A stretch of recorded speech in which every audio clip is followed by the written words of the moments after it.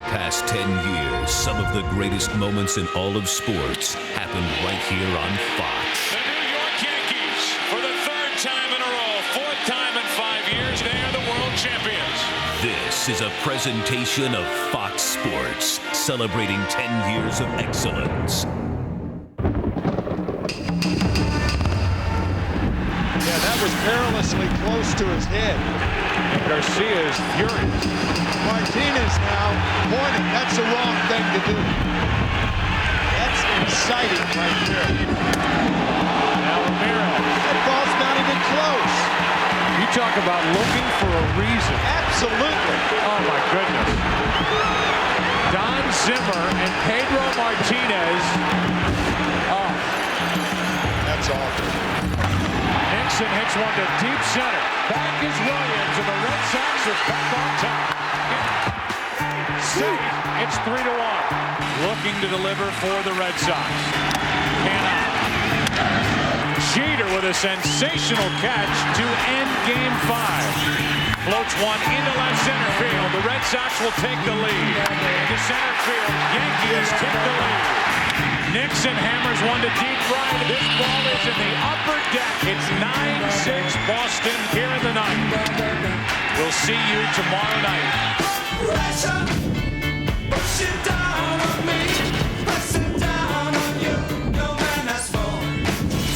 Under pressure, burns a building down. It's a family under pressure, under pressure. Tonight on Fox, our postseason for the ages runneth over. They're fighting a water main flood in Manhattan, but in the Bronx, be advised. Hold on to your history. It's Pedro versus the Rocket. Once more for old time's sake. In the house that Ruth built, the drama that Ruth caused takes center stage. American League rivals for 100 years, but never have the stakes been this high. This one's for the Babe, for Bucky, for Buckner, the keepers of the flame. And remember, after all these years, the curse is almost bearable. Losing to the Yankees is not.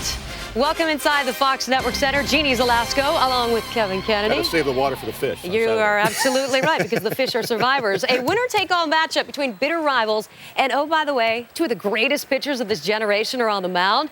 It could be the game of the century. That is why Joe Torre has already started making moves, because Kevin's taught us you got to manage different in Game 7. You pull out all the stops, absolutely. Jason Giambi has not done the job in the 3 spot. Too many strikeouts. He does not hit Pedro Martinez. Therefore, Giambi moves down to the 7 spot. Nick Johnson into the 2 spot, a left-handed hitter. If Soriano gets on, that helps the speed game and the contact game. And Jeter, another contact guy, most hits in postseason history, hitting 3rd. I like the lineup tonight for Joe Torre. But I'm trying to decide who has more pressure tonight, the Red Sox, the Yankees, or the umpires who have to deal with, 67,000 Pedro haters? Maybe it's Tim McClellan. Exactly right, because the first time that Pedro Martinez goes inside on one of the Yankees, Tim McClellan is going to hear 57,000 fans out there yelling, kick him out of the ballgame. Tim McClellan knows the difference between pitching inside and trying to hit somebody. He talked about that the other night. He's ready for it tonight. He's one of the best umpires in Major League Baseball. These guys have to pitch in to win, and he knows the difference. All right, it's going to be a good one. Kevin, let's break it down, shall we? Let's do it. I'm ready. All right.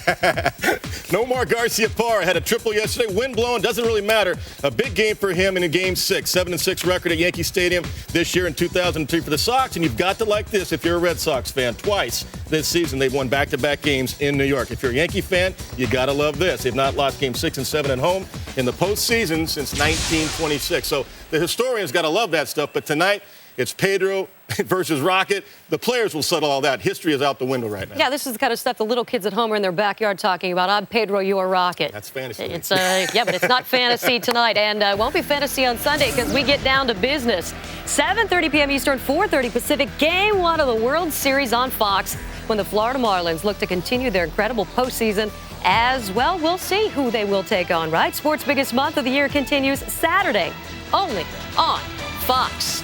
All season long, Fox Sports and Sprint have been interactive, and during tonight's game, you're going to have the chance to make your voice heard with Sprint Virtual Manager. Use your PCS Vision phone from Sprint or log on to foxsports.com to vote. Still ahead, the Red Sox road to the World Series makes one final turn through Yankee Stadium. And look who's waiting, a pitcher who traded in his socks for stripes. Sound familiar? Take a good look at Clemens. It could be his last night on the mound. What a career. Welcome to Yankee Stadium. Now pitching. Just a big thank you to the fans here. It was unbelievable. Ball game over.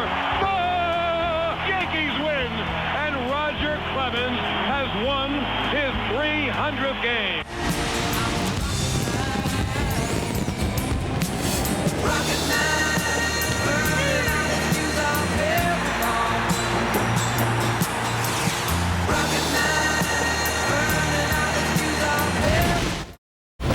Bring us your cursed, you're hostile, you're hurting. We have seen it all this October, but it's been a real long time since the Beantown faithful have visited the promised land. It's up to Pedro. 75 years of misery. 75 years. We're talking 15 U.S. presidents, 6 wars. Haven't been around that long? We'll catch you up with a warning. Red Sox viewer discretion advised. 1978, Yankees shortstop Bucky Dent broke the Sox backs and hopes with a 3-run home run in the 7th inning. It proved to be the game winner and sent New York on its way to a world championship.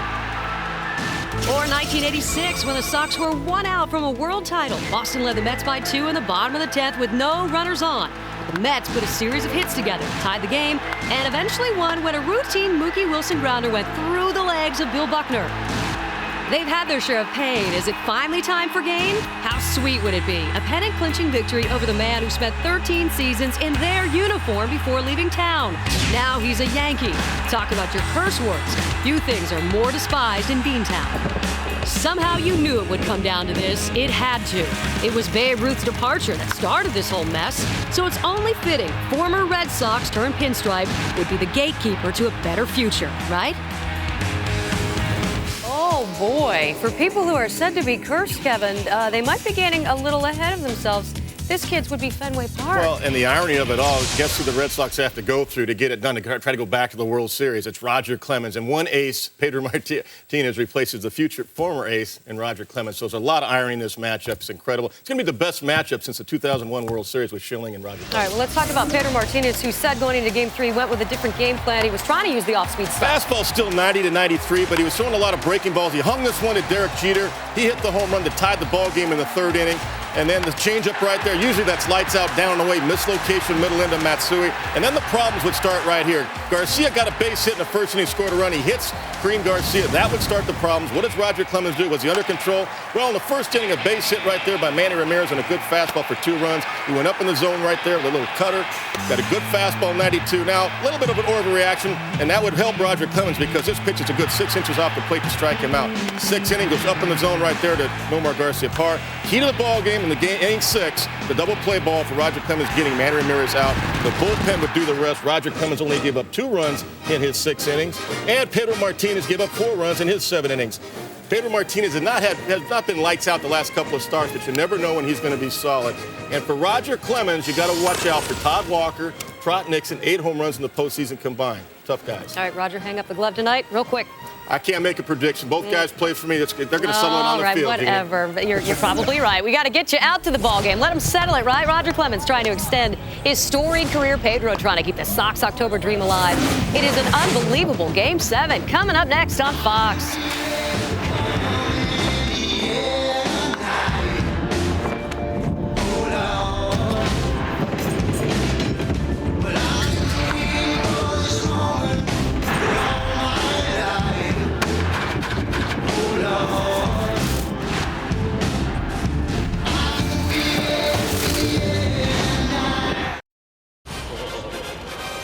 With extra security, hours ago, Pedro Martinez made his way off the team bus and into Yankee Stadium.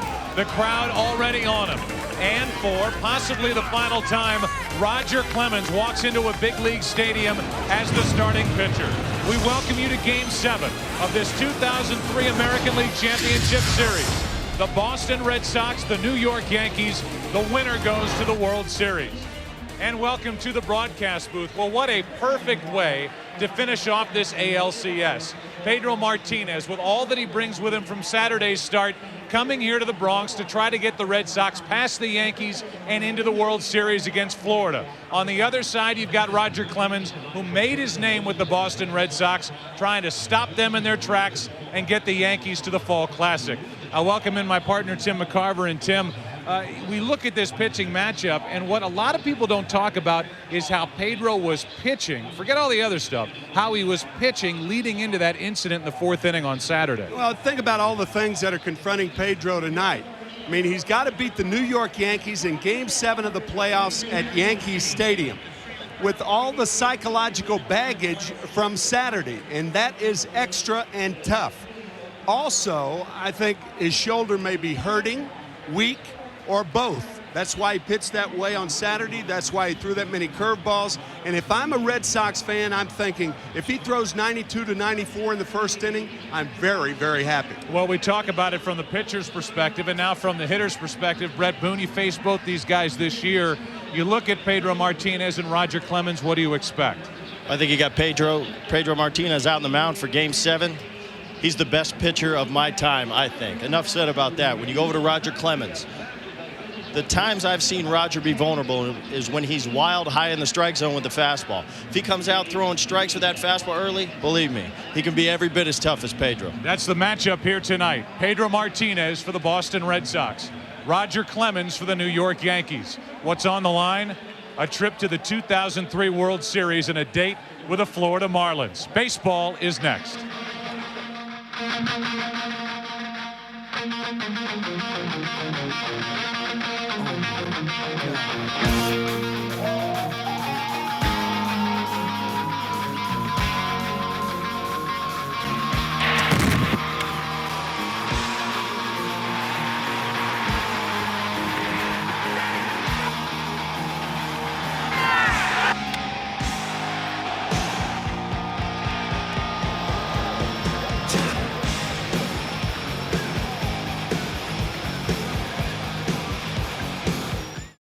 The League Championship Series on Fox is brought to you by Sprint, proudly offering picture mail and PCS Vision picture phones. By MasterCard, there are some things money can't buy. For everything else, there's MasterCard. By Old Navy Painter's Pants, they'll work for you. And by Pepsid Complete. Just one and heartburn's done. Roger Clemens is getting ready to go to take on the Boston Red Sox. It has become tradition. From his forehead to the forehead of Babe Ruth on that monument out in Monument Park. And Clemens, who so far is 2-0 in this postseason, coming off a 17-9 regular season, will take on this lineup. Johnny Damon leading off, then Todd Walker batting second. Nomar Garciaparra broke through yesterday. He's hitting third. Manny Ramirez, David Ortiz, the DH. Kevin Millar at first, Trot Nixon in right, Bill Miller at third. And Jason Varitek homered yesterday. He has hit 4 in this postseason. 41 years old, the Rocket, Roger Clemens. And the question in everybody's mind, is this it? Is this his last appearance? How fitting from Boston to New York City with a stop in between at Toronto. Remarkable career, winning 300 games this year. His 300th this year.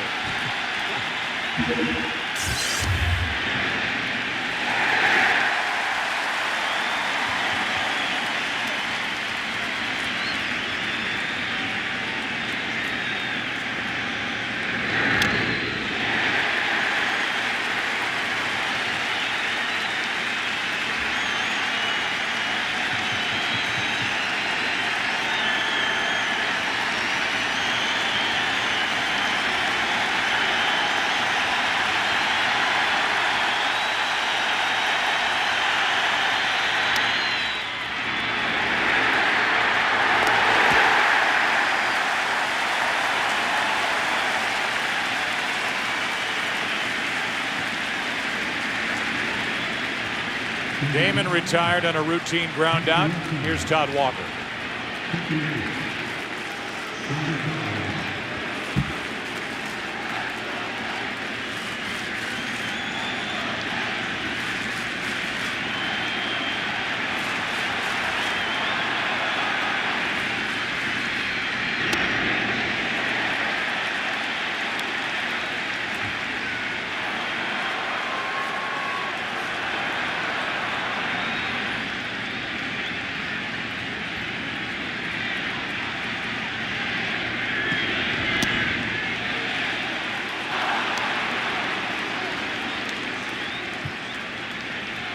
Nomar Garciaparra waits to hit next.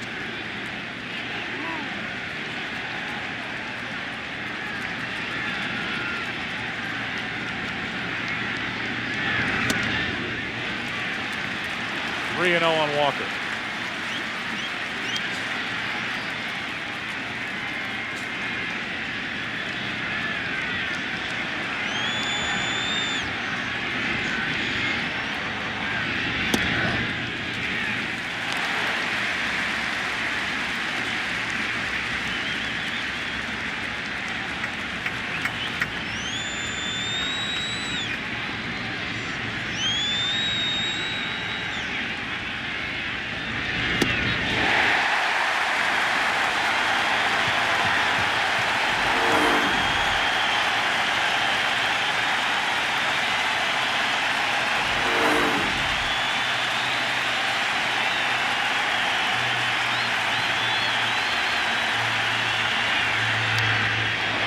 Good rip by Walker.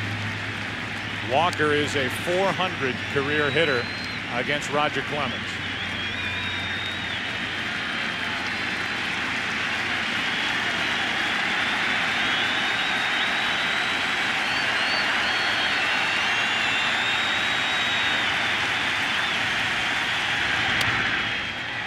That ball's down the line and foul. Walker started, stopped, didn't know whether to run or not. And he'll be back to the plate with a 3-2 count. May have to get a new bat. Jammed on this pitch. After that Cup Series against the Marlins, foul balls of that type will never be looked at the same again.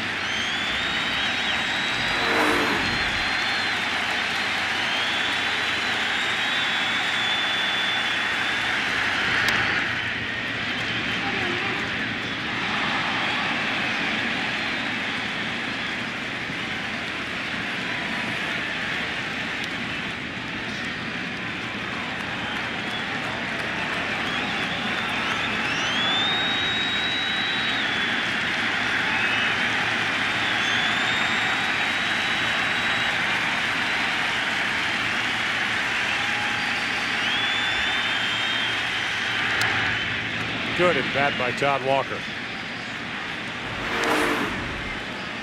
May have been ball 4, but he stays alive.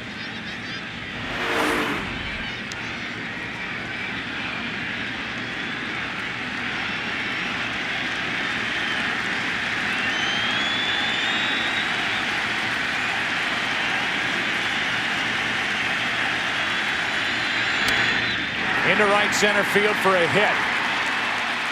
Bernie Williams cuts it off, makes a good play, and Walker is on with 1 out in the first inning for Boston. A 10-pitch at bat for Todd Walker. When Roger Clemens' fastball is down, he is easier to hit than when his fastball is up.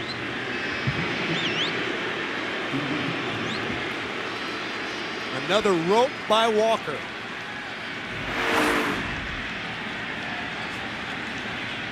Garciaparra now. A combination of Millar, Miller, and Garciaparra 7 for 55 in this series coming into yesterday's Game 6. The trio combined for 9 hits. Garciaparra had 4 of them.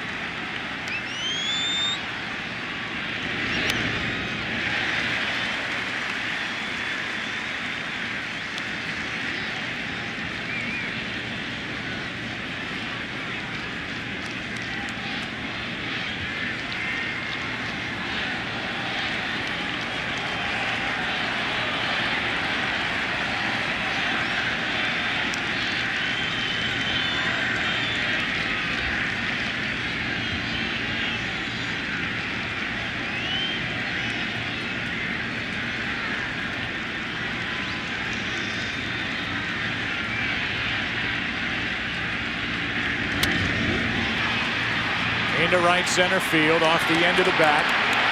Garcia makes the catch and Walker tags and advances. Good base running. Runner at second, 2 out. Outstanding base running by Todd Walker. This is deep enough, Walker says, to tag up on. He read the height of the ball, realizing that Garcia had to turn, pivot, and make the throw. very, very alert base running by Walker.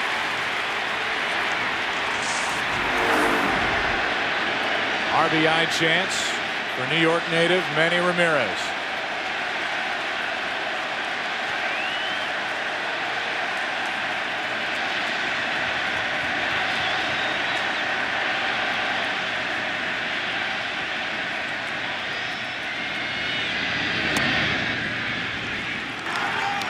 One thing I see with Roger is I don't think he's thrown a pitch under 94 yet, and these aren't all four-seam fastballs. He's cutting the ball, and to have that kind of velocity with cut on it, you know, his arm's feeling pretty good tonight.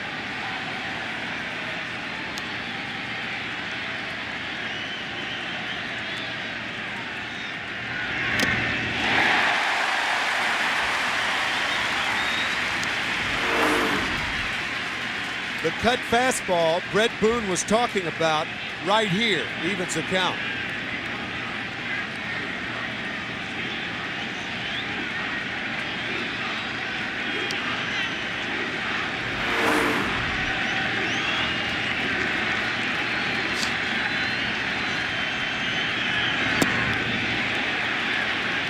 Two balls and a strike.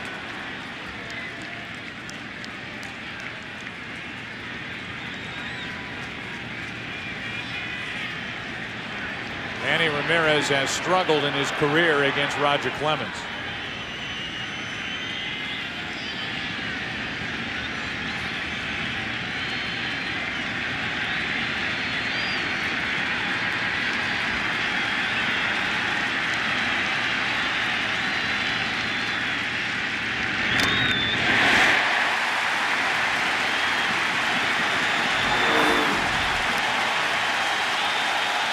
You can almost see that ball sailing on Ramirez. So he went cutter for a ball, cutter for a strike, sinker for a ball, cutter for a foul ball.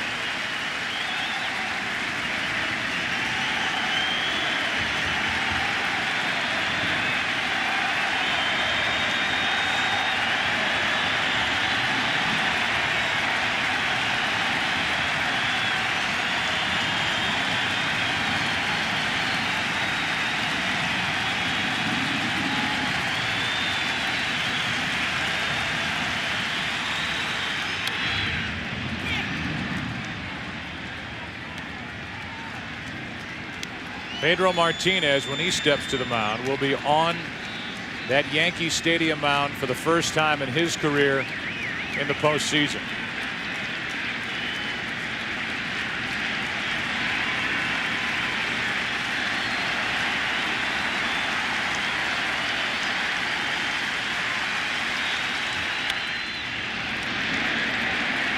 Clemens is through the first.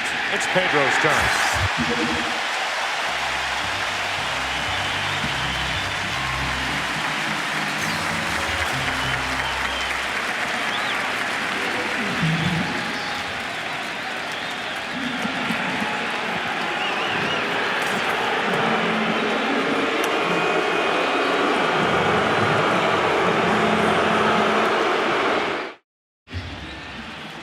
Pedro Martinez 1-1 in the postseason this year with the Red Sox. Will take on this lineup: Soriano, Johnson, and Jeter.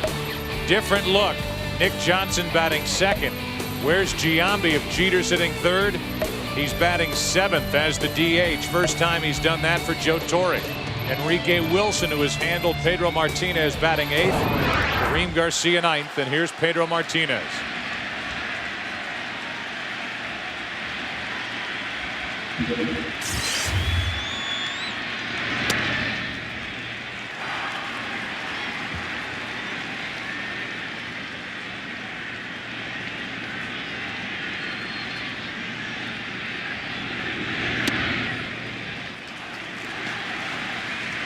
Right there for you folks at home. If you're a Red Sox fan, that's what you're interested in, how hard he's throwing.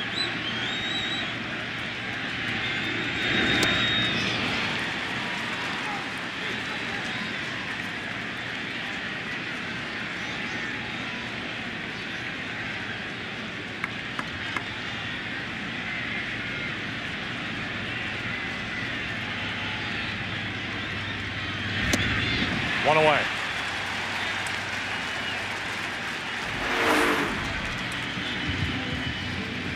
Fastball off the plate, gets Soriano. The first statement of his scouting report could be posed as a question. Does his arm hurt? He says no. Unusual amount of curveballs, however, on Saturday. And for Game 7, who else would you want? Nick Johnson now batting in the number 2 spot, where Jeter usually hits for the Yankees.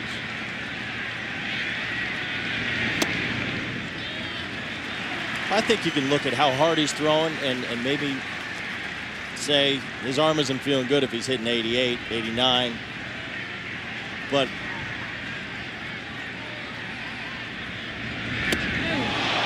I think as a hitter, you've got to make him prove to you that he's willing to throw that fastball even if he doesn't have his best one. If he can locate at 88, you got to know that he will throw it at any time, so you can't just sit on the off speed.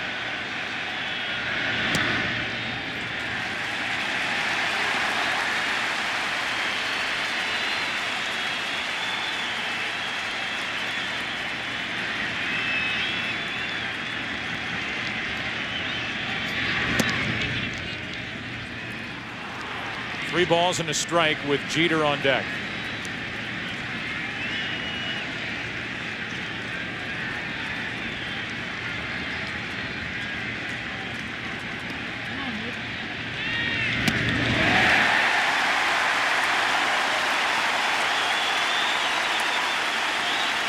One on, one out. Jeter coming up, and we have yet to see anything resembling a good fastball from Pedro Martinez.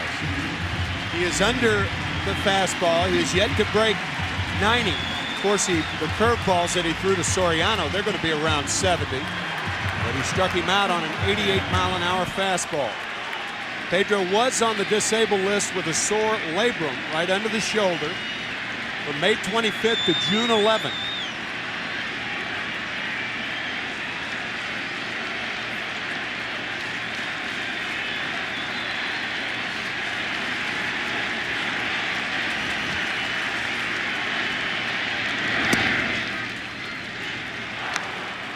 Strike one.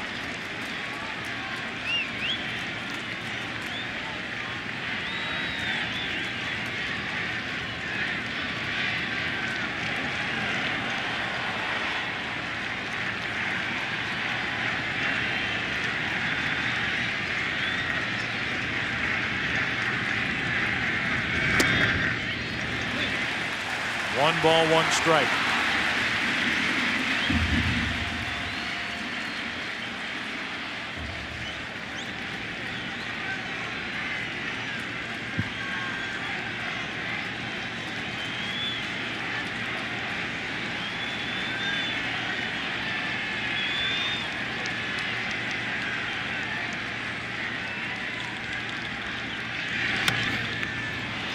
Off the hands, Millar at first and foul ground, 2 out. And with a runner at first, 2 out, Bernie Williams will be the hitter. Watch how this fastball tails in on the hands of Derek Jeter.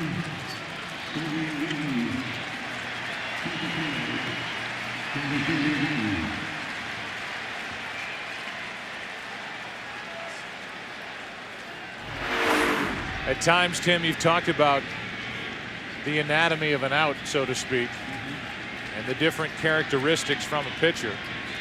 And velocity is not always #1 on the list. Location, movement, and it looks like Pedro Martinez will have to rely on location and movement here tonight. Certainly movement to Jeter. Opposite way, base hit. 2 on, 2 out.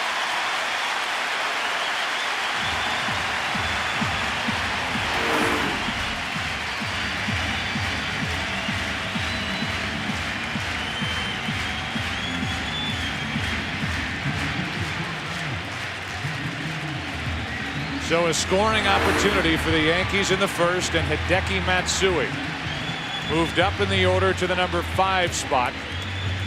Digs his way in.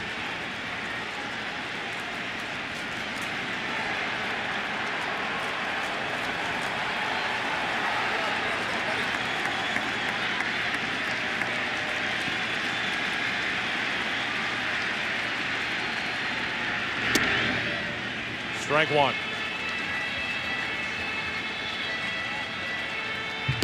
The first pitch at 90 miles per hour from Pedro Martinez.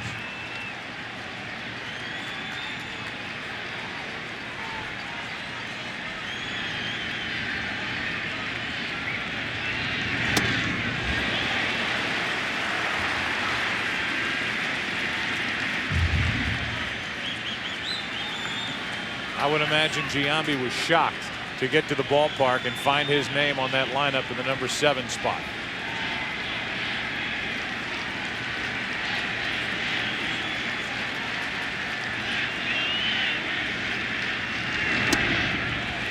Two balls and a strike. 91 from Pedro Martinez.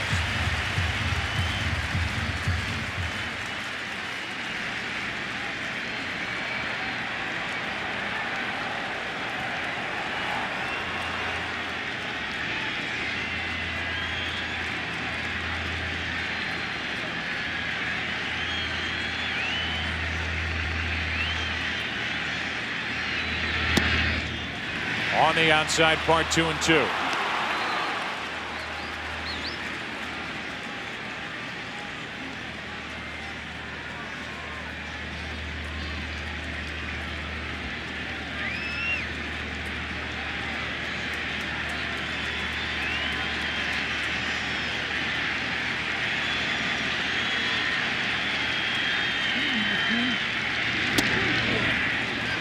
Go inside, outside. That's only ball 3. Hideki Matsui. It's 3-2. Hideki lost the count. That was a key pitch as Veritek out to talk to Martinez. Now the runners will be off. 3-2-2 out.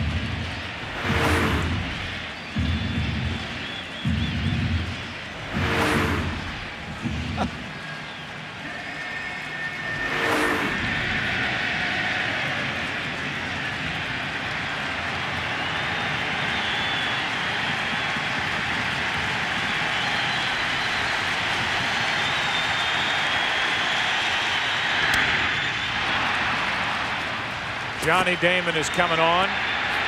Roger Clemens, Pedro Martinez, each with a scoreless first. We go to the second inning, game 7. Winner goes to the World Series, no score. Roger Clemens in the first inning got around a 1-out hit.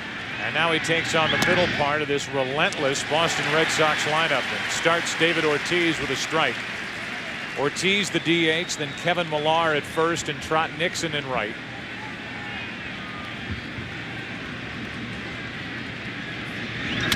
Into center field on a line. Bernie Williams makes a tough play, hit right at him. 1 out, and Millar coming up.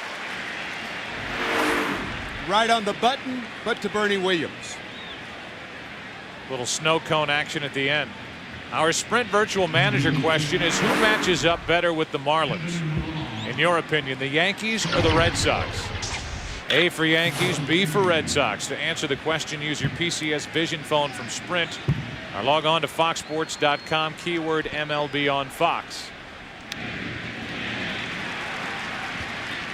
Kevin Millar fouls the first pitch back, strike 1.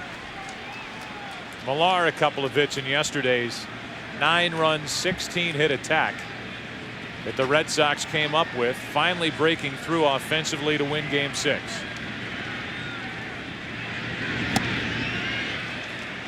One ball, one strike.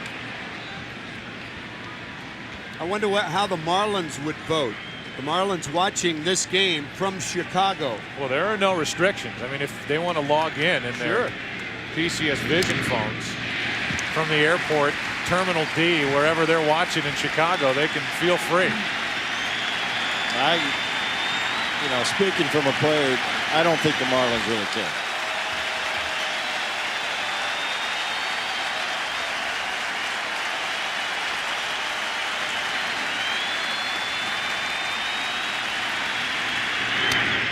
Into right center field, tailing away from Williams. That ball will get down, and on a hop, Bernie Williams on another good play holds Millar to a single. 1 on, 1 out. Trot Nixon is coming up. All right, the Marlins don't care. That we know. Brett Boone has told us that. Tim, what do you think? Who matches up better? The Red Sox or the Yankees against the Marlins? And you can say it doesn't matter too. That's okay. I don't think the Marlins care. I mean, after last night, I don't think they care one way or the other. I agree with Brett. Okay, let me be the one to say. All right. It really doesn't matter. But put your vote in. I think when you look at that Marlins team, the reason why it doesn't matter if that is the case is because the Marlins will roll into the World Series on Saturday night, either here in New York or in Boston. Please turn your phone off, Tim. I will. With so much confidence. They've got hitting up and down their lineup. They've got a starting rotation that's going to go in a little backward after the way things finished up at Wrigley Field, having to use Beckett in relief, and was he terrific last night. Unbelievable. They've got a bullpen with two guys who can close games. They've got speed. They hit for average. So maybe that is the answer, because I think they match up well against either one of these two teams. Speed's the key. Speed is the key that the Marlins have that neither of these two teams have. And the catchers in the World Series, be it Varitek or Posada, are going to have a lot of heat, and so are the pitchers trying to hold the runners close. Nixon into right center field. Did he get enough? Yes, he did. The Red Sox strike first. Trot Nixon, a home run to right center field. It's 2-0 Boston in the second.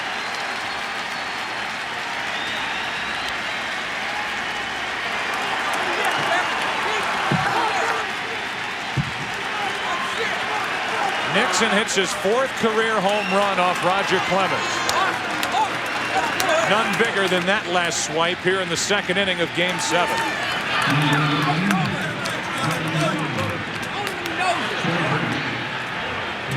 That looked like a splitter that stayed up in the strike zone, about belt high outside part of the plate. Either a splitter or a tailing fastball. Another look.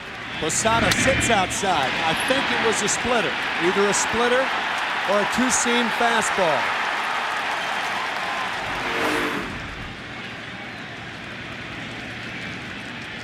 Miller now with 1 out takes a strike, and it's 1-1.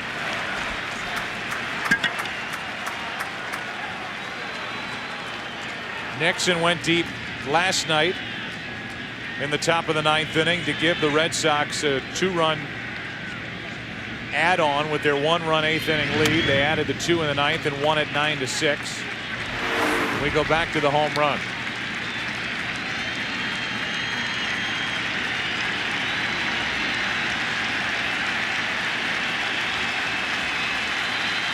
That's a two-seam fastball.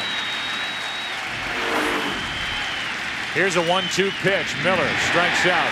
2 out.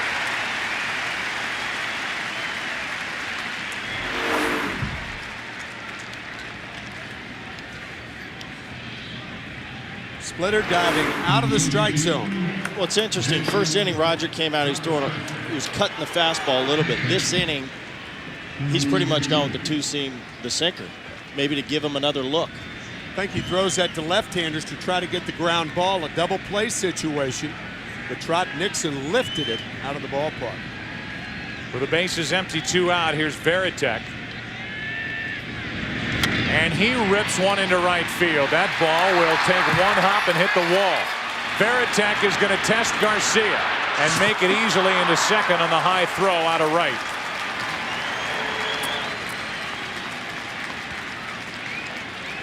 Often the number of outs determine whether to take the extra base or not. There are 2 outs, even though the ball's hit sharply, and Garcia comes up with it quickly. Varitek testing his arm properly, and he overthrows Jeter.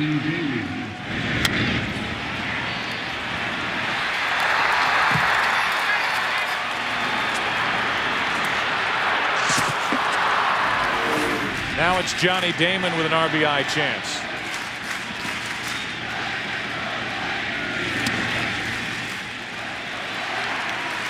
This packed house trying to rally behind Roger Clemens. We said it at the top, and I'm sure we'll say it again.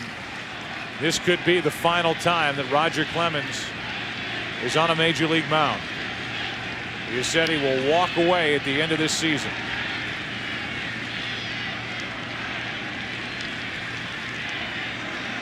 .310 career victories, number 3 on the all-time strikeout list with 4,099. His 0-1 pitch. 1 ball, 1 strike on Damon. For Clemens, his 24th postseason start. He's 8-6 and 2-0 this year. But it all falls to this, a Game 7 here in the ALCS. Laying off that pitch is Damon. It's 2-1.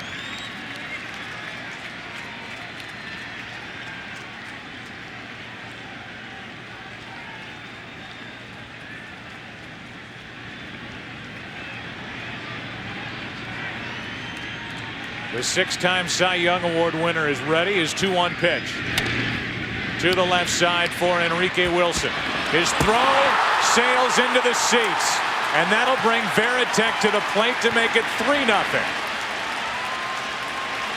Wilson in the lineup for his bat against Pedro Martinez. Boone is sitting out, and Wilson throws it into the photographer's section behind first base for an error and a 3-0 Red Sox lead. Usually if you drop your arm when you're throwing, the ball will tail into the runner, as Wilson's did then. He has the type of motion, the throwing motion, where the ball tails. Certainly not the arm that Aaron Boone has. So another run by the Red Sox. And now red hot Todd Walker steps in. He takes a ball, a 10-pitch at bat, his first time up for Walker, and he singled into right field at the end of it. Now it's Damon at second, 2 out.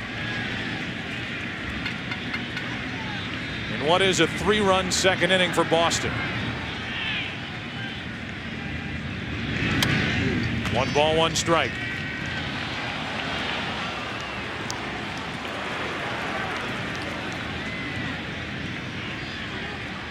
The last time the Boston Red Sox were in a Game 7 in an ALCS was 1986, and they won that game over the California Angels behind Roger Clemens.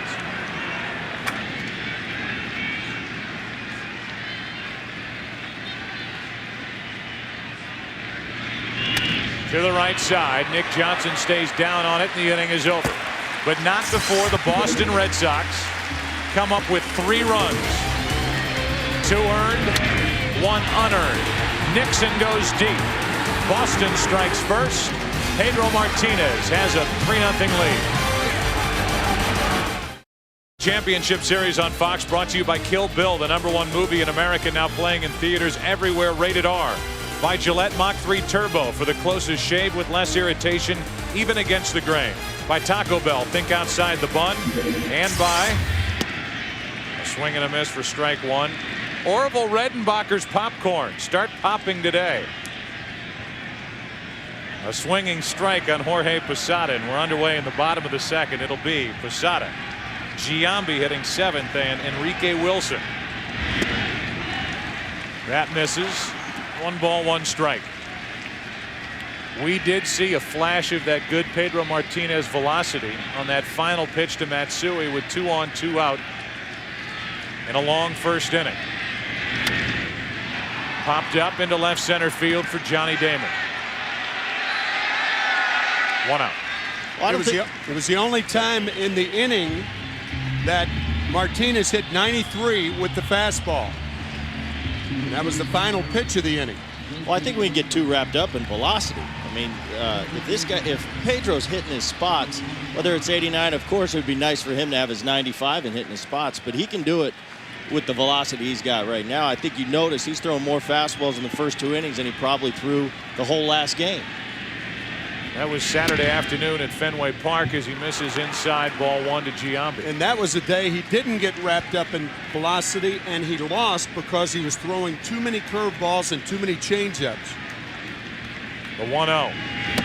the one thing Pedro is smart and knows how to pitch. No question about that. He can't come back out here and throw all breaking balls. This Yankee hitters are too good, and you can't get a team to know what you're going to throw, and they'll just sit on the breaking ball all night. The 2-0 pitch. 3 balls, no strikes. A 2-0 changeup that missed, with Enrique Wilson up next.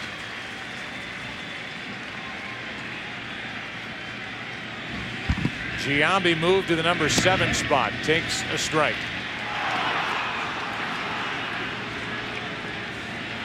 So far in this series, 8 out of 37. In the postseason, 1 home run, and that came yesterday. The 3-1 on the inside corner, 3-2.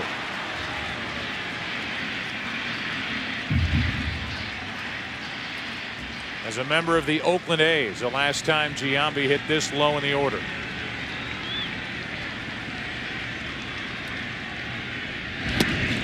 A high fastball, and there's 93 miles an hour again. And if the Red Sox have proven one thing, the way to get Giambi out in this postseason, high heat, and Pedro Martinez gets it by his bat. After falling behind 3-0, a fastball, and a high fastball. Giambi's woes continue. Enrique Wilson, 7 of 8 against Pedro Martinez this season, 10 out of 20 in his career, leading into that Game 3 start when he went 0 for 4. This one down the right side, out of play for strike 1. Already Enrique Wilson has made his presence felt with a throwing error that led directly to a run. And his reaction in the dugout after making the miscue.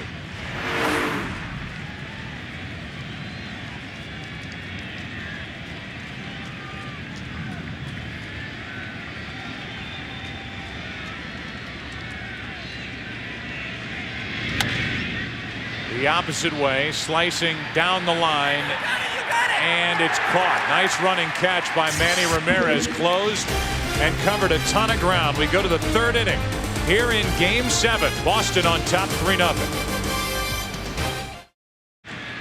Heart of the order for the Red Sox here in the 3rd inning. Garciaparra, then Ramirez, then Ortiz. A lot of people were screaming for the Red Sox and Grady Little to move Garciaparra out of that number 3 spot. He stayed with him. He stays with him now after yesterday out of that number 3 spot. Nomar had a 4 for 5 day, made up for an error in the field. On the other side, you see Joe Torre, who comes into this game. He moves his lineup all around. Talks about rearranging the furniture. He has moved that big credenza, Jason Giambi, into the number 7 spot. He's got Nick Johnson batting 2nd, Jeter in the number 3 position, and Enrique Wilson in there, while the Red Sox are going with their typical look. It's 3-0 on Garciaparra. 3-1.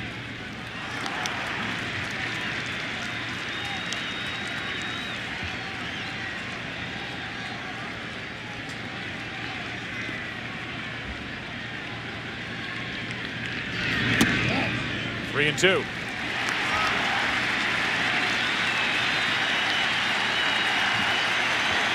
And this crowd tries to climb back into this game, stunned by a 3-run 2nd inning put up by Boston.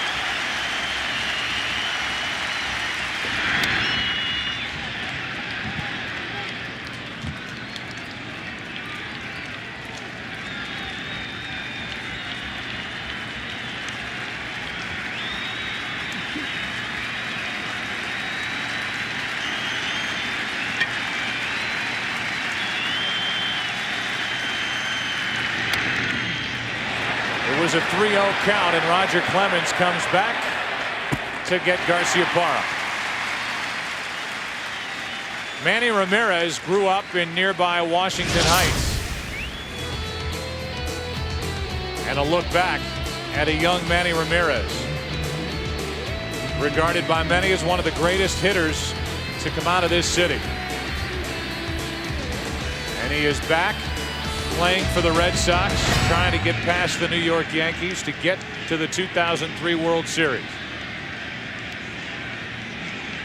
With one out, nobody on, a ball inside from Clemens. At George Washington High in 1991, 22 games, batting average of .615.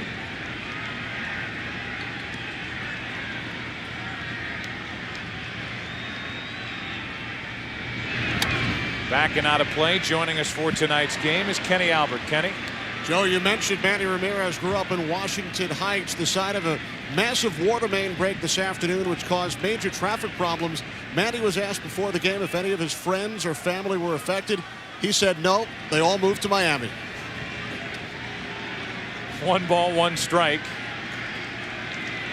And he may get to see friends and family in Miami in the World Series if the Red Sox can hang on and defeat the New York Yankees as the count goes to 1-2.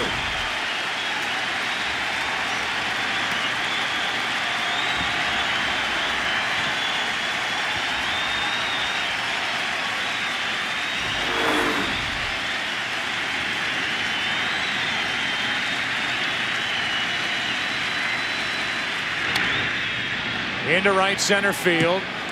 Kareem Garcia to his right as it tails back to him, 2 out. That was that cut fastball, something to which Brett referred earlier. And what it will do, it will cut off the fat part of the bat. That's how it tails out, and Ramirez hits it right on the end of the bat and didn't get enough of it to drive it out to right field. That's a deception in that cutter. You think you're going to center it, and at the last minute, it'll sail on you about 3 inches. Now it's Ortiz. Big DH. It's a 2-hopper to Nick Johnson. This game goes to the bottom of the 3rd. It'll be Garcia, Soriano, and Nick Johnson coming up. Red Sox leading game 7, 3-0. Pedro Martinez back to work. It's 3-0. Bottom of the 3rd inning. Dealing with Kareem Garcia. Remember, Garcia was the one that was hit. Back of his shoulder. In the 2nd and 3rd situation in that 4th inning back at Fenway Park on Saturday by Pedro Martinez. A 1-0 pitch. Another pop-up. We've seen a few of those. That's into left center field. And it's Johnny Damon for out number 1. If you've been living under a boulder for the last week, this is what started the mess. This pitch up the direction of the head, which any hitter takes exception to, and Garciaparra was stunned that that happened in that situation. 2nd and 3rd. Nobody out at the time. That loaded the bases, and Pedro Martinez gave up what were the difference runs in the game in that 4th inning. Soriano was a part of it as he stands in with 1 out here.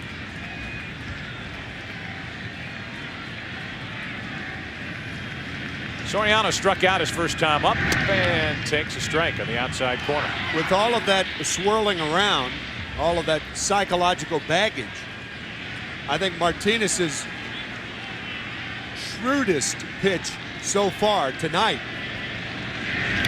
was the 2nd pitch to Nick Johnson. He knocked him back off the plate as if to tell the Yankees, listen, just because we had that brouhaha the other night, don't think I won't come inside on you. Hear that term all the time, sending a message. That was a message. And really, I think talking to you, Tim, and you, Brett, that was a concern coming in. And Brett, you weren't one who thought that that inside pitch was going to be taken away from Pedro Martinez. I think you still got to allow these guys to go out and pitch their game. And that pitch right there, that wasn't close. That's part of the game. That's not up around the head. A 1-2 pitch. 93, but out of the strike zone. 2 balls, 2 strikes. Joe Torre talking before the game about a possible warning before this game started by Major League Baseball, by the umpires. And he said, I don't think there will be one, and it would be a shame if there word warning from baseball is that breaking ball, and it's important to say breaking ball stays up and in. It's a 3-2 count now on Soriano. Everybody ooh and eyeing here at Yankee Stadium, at least all Yankee fans. That's just a curveball that backed up.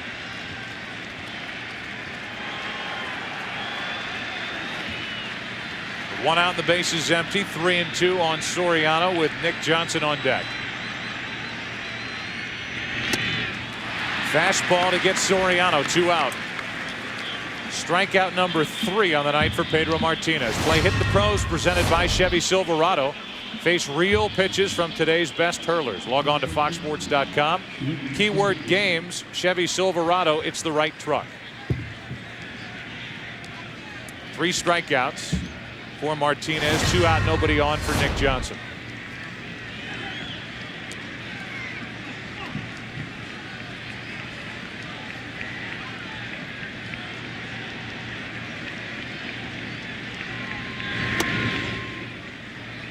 That's inside for ball 1. Kenny Albert, you met with the officials before this game. Any word about a pregame warning?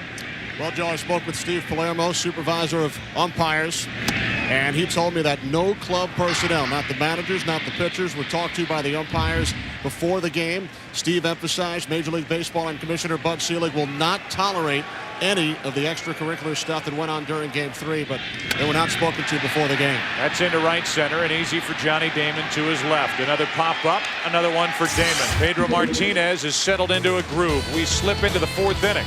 Game 7, Boston and New York, 3-0 Red Sox. The League Championship Series on Fox brought to you by Chevy Silverado. It's the right truck. By AT&T Wireless. Go to the game alone and take all your friends with you. Reach out on the wireless service America trusts. By Nicoderm CQ. You're not a superhero. You don't have to be. You've got Nicoderm CQ. And by Subway. Good so you don't always have to be. Subway, eat fresh. Millar hits one to left field. That ball back into the corner, up and out. Home run Millar. It's 4-0 Boston as Millar gets his first of the postseason.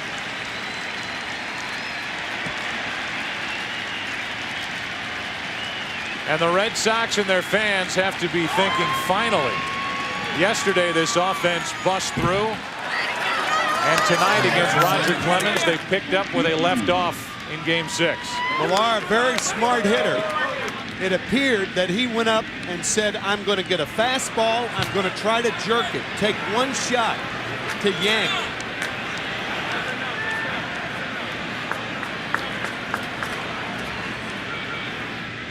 Now it's Trot Nixon, the number 7 hitter, who hit a 2-run home run his first time up. That was a fastball down the middle of the plate, right below the letters.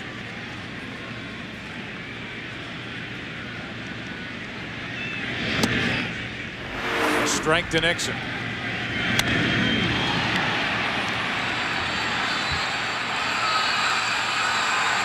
You could see Posada pound that mitt in anger behind the plate.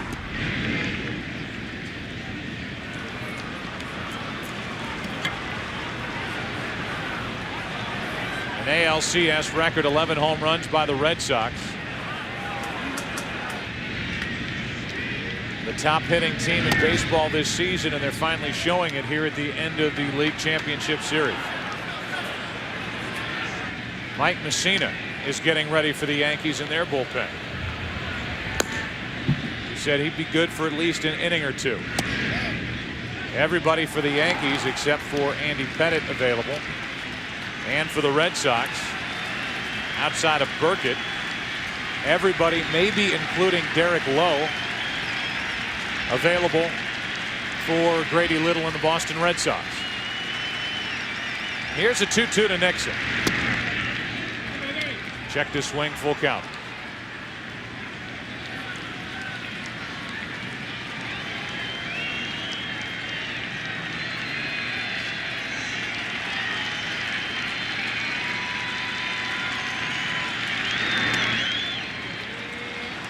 Low for ball 4. First walk of the night. Roger Clemens has said he will walk away at the end of this season. after putting up 17 victories during the regular year. He's 2-0 in the postseason until this. You want to talk about retirement? We asked Roger Clemens about walking away. They got the #1 reason why you should retire, and it's when the time when I knew it was time to retire is when the chance went from Rocket sucks to Dad sucks, Dad sucks. Then you knew it was time to go. So we haven't gotten there yet. You know, my boys are wanting to get in the batter's box against me a little more often now and take some cuts. So we're getting a little closer, but we're not just there yet. And there is no doubt that this is totally family driven. I mean, it has nothing to do with performances. You see a guy who tonight is struggling, allowing 4 runs on 5 hits, 2 home runs. But he is still a dominant type right-hander, and it's just the call of his family wanting him to get back home in the Houston, Texas area that is making him want to quit this game. I think that, and you know, he's played this game for so long. He's been so successful. I think it's the family plays a big part, but I think it's the off season, the daily coming to the ballpark and what it takes to get on that field every day. That, after a while, mentally will get you. 1 on, nobody out, and a ball is a little bit low to Bill Miller. Miller struck out his first time. That's the only Clemens strikeout tonight. The visit by Stottlemyre was as much to talk about Clemens and what he's trying to do as it was to buy time for Messina to get ready. Miller slapping at it. 1 ball, 1 strike.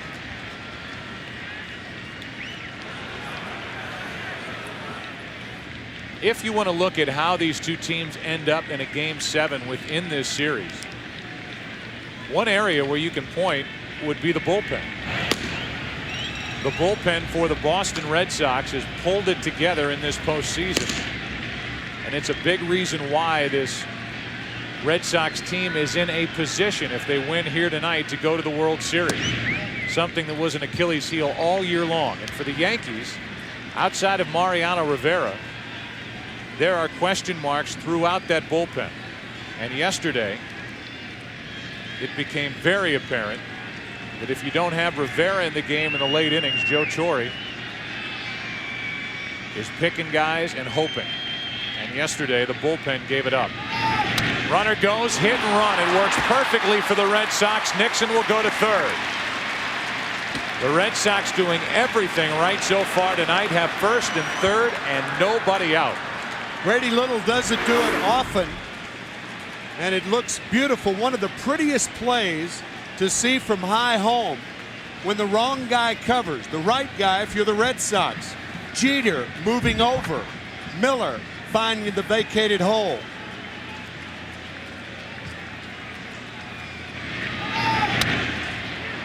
Starting runners is something that early in this series didn't work at all for the Boston Red Sox. Here comes Joe Torre, and that is it for Roger Clemens. He is knocked out here in the 4th inning.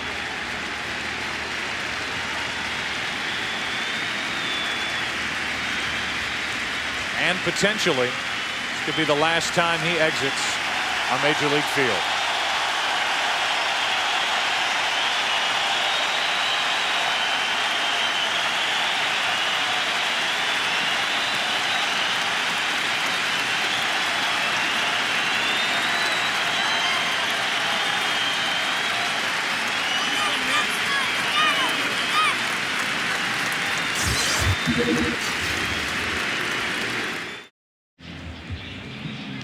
For the first time in his big league career, Mike Messina is coming out of the bullpen. That's what's happened this postseason, an 0-3 record. He's lost twice in this ALCS, and he will try to stop this inning right here. It's 4-0 Boston, a chance for more. First and third and nobody out, with the number 9 hitter Jason Varitek at the plate. Messina was last on the mound Game 4 on Monday. He started and lost Game 1 on October 8th. And here he is in Game 7. Varitek. First pitch, hacking, strike 1. I think the reason that Joe Torre chose Mike Messina is Messina is the best pitcher in the bullpen in middle relief to get a ground ball. And that's what the Yankees are hopeful of right here. Middle infielders are in double play depth.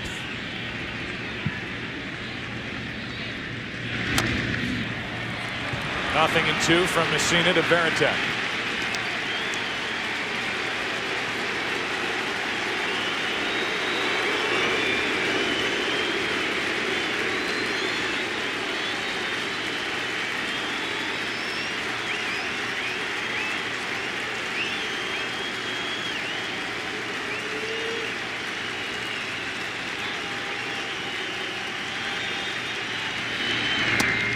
A big strikeout by the Yankee right-hander. 1 away. Derek Jeter, the captain of the Yankees, in to talk to Messina now. This is a knuckle curve, tightly wrapped. You may see the Yankees pull their infield in now, because Johnny Damon's very tough to double. Play for the play at the plate. The lead runner is Nixon at third. The trail runner is Miller, who just picked up his 6th hit of this ALCS, and here's Damon, who's 0 for 2. Yep, the Yankee middle infielders are still back, double play depth.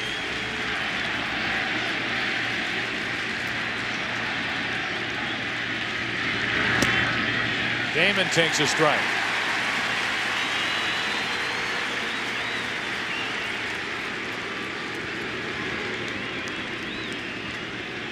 Messina was quoted as saying, "All I can control," after pitching well in Game 4 but losing, "all I can control is 60 feet 6 inches." That rubbed some people the wrong way, as if he were throwing blame on the offense for not coming up with more to support him. Right now, all he is thinking about, 60 feet 6 inches to try to keep it 4-0 here in the 4th inning.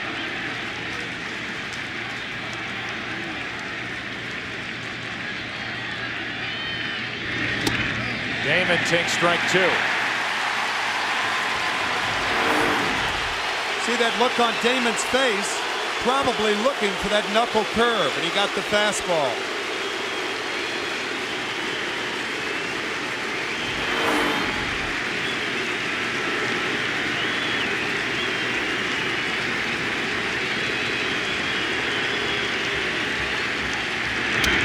To the shortstop, Jeter. Steps and fires. Mike Messina may have just kept the Yankees in this game.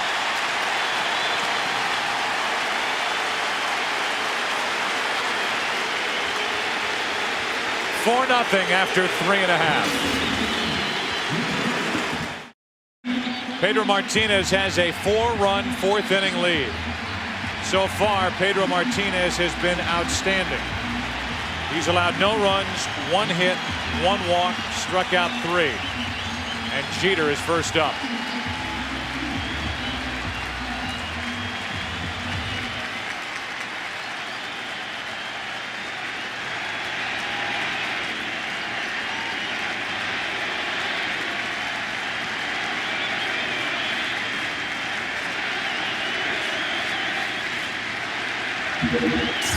Pedro Martinez has never pitched in a Game 7 as he misses outside ball 1.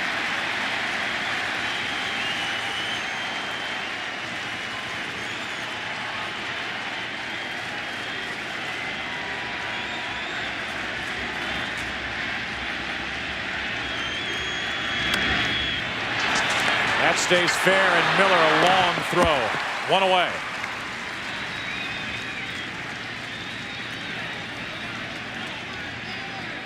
In walks Bernie Williams, and we have not seen the Yankees hit anything crisp so far here tonight against Pedro Martinez.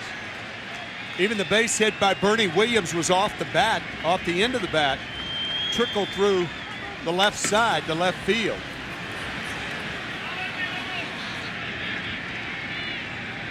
Red Sox, meanwhile, have centered quite a few off Roger Clemens, none off Messina, of course. With 1 out, Bernie Williams takes a strike. We have not seen overpowering pitching from Pedro Martinez so far, but we have seen excellent pitching and work from Pedro Martinez. Mixing it up, moving the ball around. keeping these Yankee hitters off balance as he misses inside with ball one.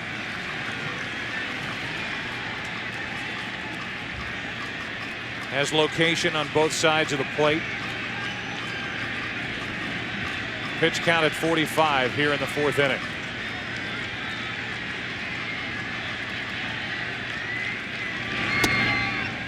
Missed his spot there as Varitek set up outside. It's 2-1.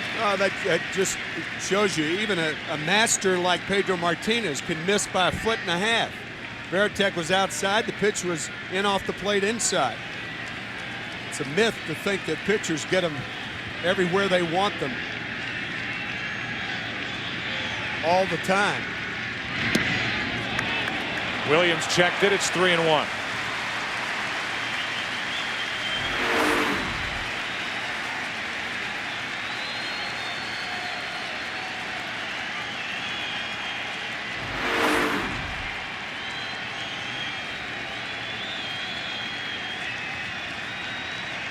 Bernie Williams trying to reach for the second time tonight. On the inside corner, it's a full count.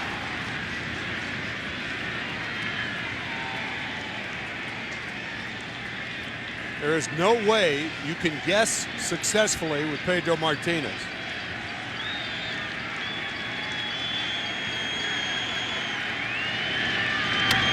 Smashed but foul.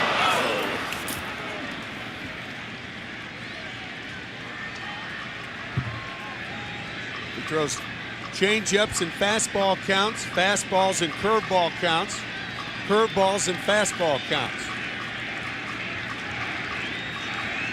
There's no regular routine about his pitching pattern.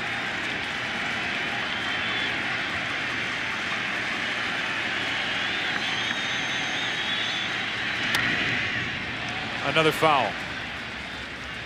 And I think he's exclusively going with that fastball for the most part. I think if you see later in the game, if he gets into any trouble, you might see him pitch a little different when he gets some runners out there in scoring position. But right now, it's working for him.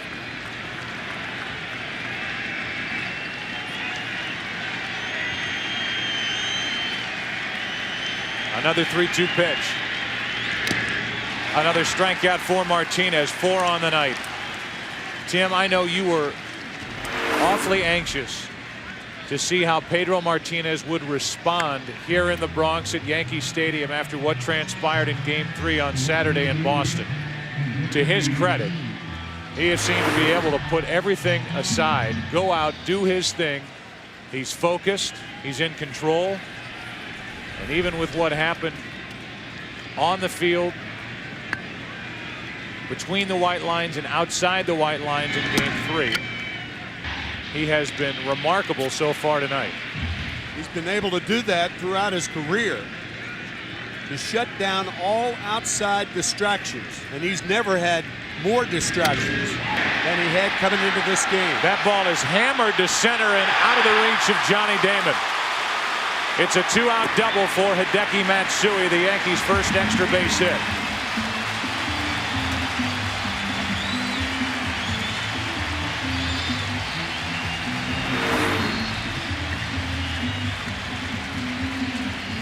Fastball hit hard here. Over the head of Johnny Damon. And the Yankees have a 2-out base runner.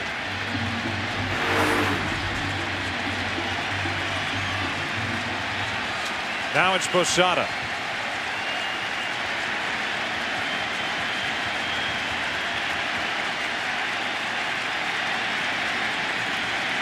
Four 0 Red Sox, bottom of the fourth, Game 7.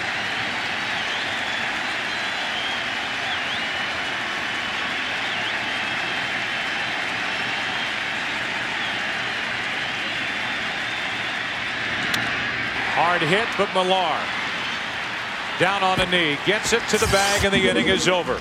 The Yankees strand their third of the night. We go to the fifth. 4-0 Red Sox. Back after this from your local Fox station.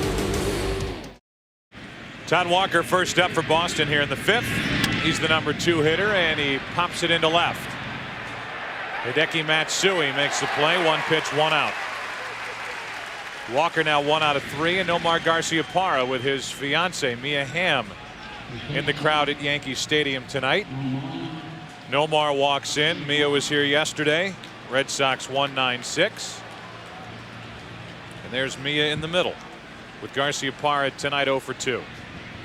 And longtime Yankee fan Billy Crystal, always here when there's October baseball in New York. And with 1 out, nobody on, Garciaparra lines one into left field for a base hit. Matsui makes a play on 1 hop, and Garciaparra is 1 for 3.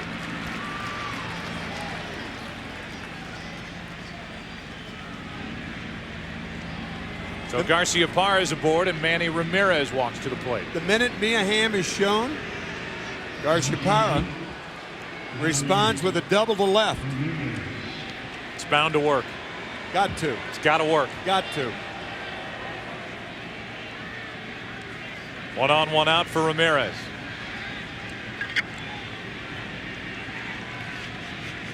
Manny's flat out to right both times up tonight. Messina kept the Yankees in the game last inning by entering with 1st and 3rd, nobody out. Varitek struck out. Damon bounced into a 6-3 double play. Now it's 1 on, 1 out for Ramirez.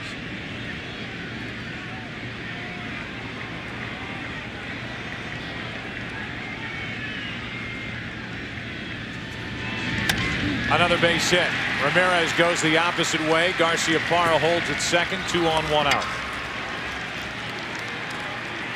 Red Sox perhaps remembering last night when the Yankees scored 4 in the 5th inning to take the lead 5-4 and trying to tack on to their 4-0 lead.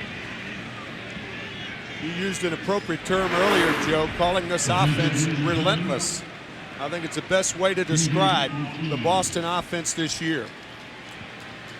Top to bottom, they can get you from any spot in their order, and the Yankees and Mel Stottlemyre are aware of that as he calls the bullpen, and there'll be more action for the Yankees out beyond that wall in left center field. David Ortiz now with 2 on and 1 out. Ball 1.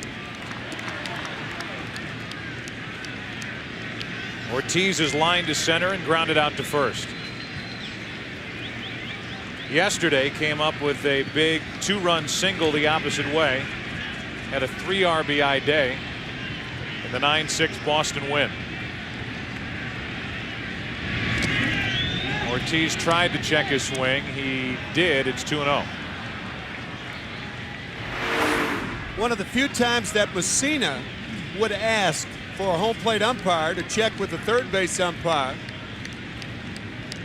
Darryl Cousins. It looked from that half swing that he did not go around.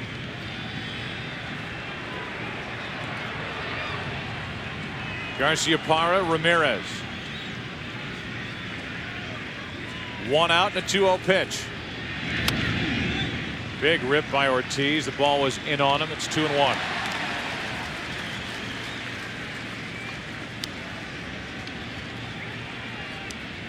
Kevin Millar, who this past offseason was initially part of the Florida Marlins. They tried to sell over to Japan. Got into some issues with a contract, and he ended up making his way to the Red Sox when they showed interest as Ortiz fouls it back and out of play. And if you want to look for a guy that's helped to change the attitude with the Boston Red Sox, Millar is right at the front of the pack. Along with the guy at the plate, David Ortiz.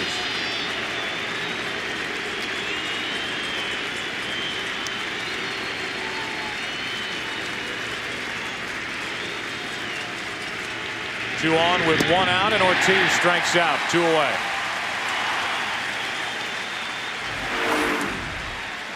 After coming inside 2 times, the split finger fastball gets David Ortiz.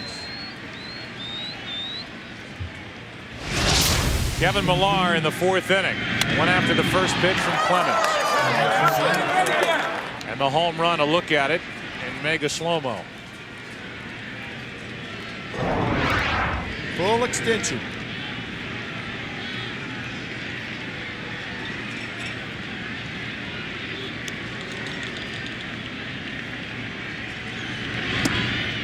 able to lay off that pitch. Ball one. The Boston Red Sox have won 10 American League pennants. The last one coming in 1986. And that led to more heartbreak in the World Series against the Mets. Pedro Martinez trying to make sure these Red Sox have a date on Saturday night at Fenway Park against the Florida Marlins. It's 4-0 here in the top of the fifth. 2 on, 2 out.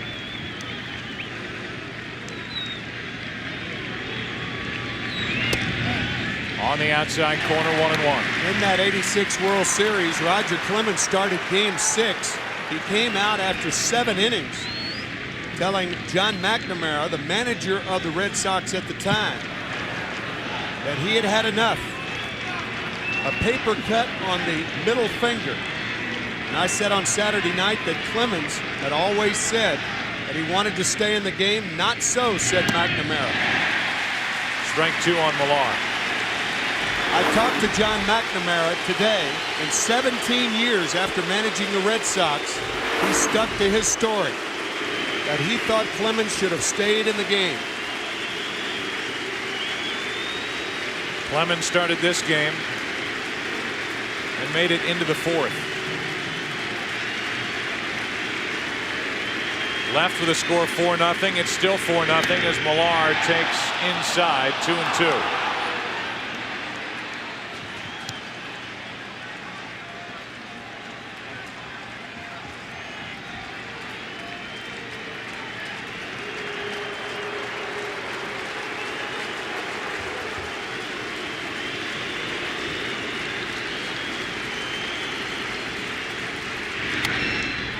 Jeter to his left, gets it, thought about flipping it for the out, but goes across to first. 2 hits, 2 left. Red Sox have stranded 5, halfway through game number 7. Bottom of the fifth, 4-0 Boston. Best view of tonight's game is from the Hood Lightship. Hood Dairy supports children's hospitals throughout New England in partnership with the Boston Red Sox. As this ball is hit high and deep to right center, off the bat of Giambi and gone. It's a 3-run game. Giambi batting in the 7 spot goes deep, and the Yankees are on the board in game 7.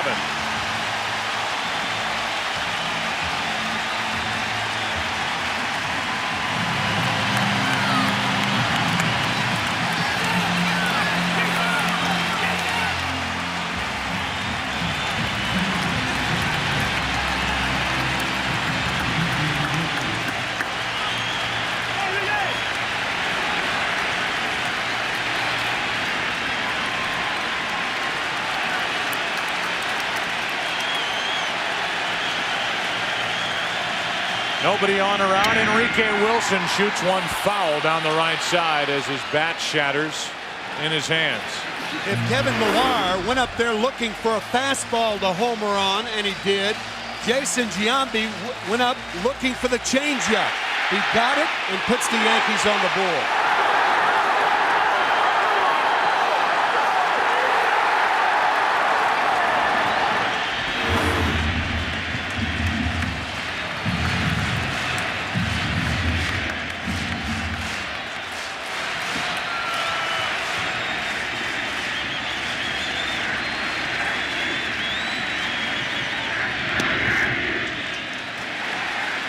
One ball, one strike.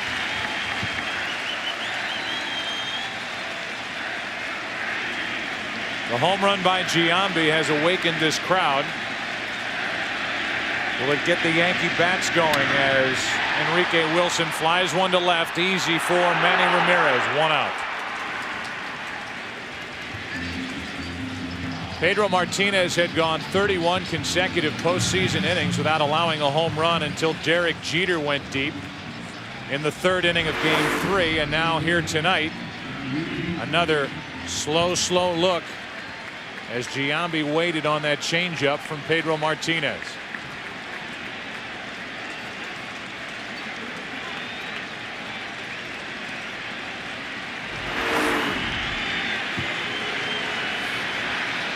One out. Here's Kareem Garcia.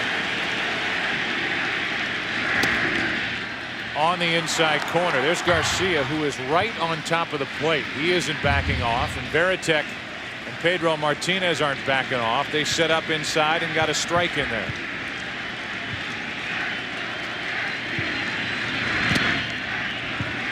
One and one.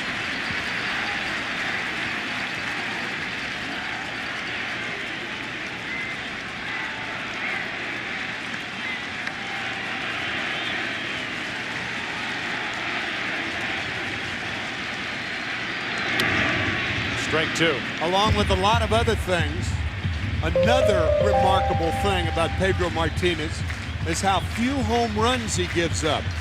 Only 7 this year in 194 innings.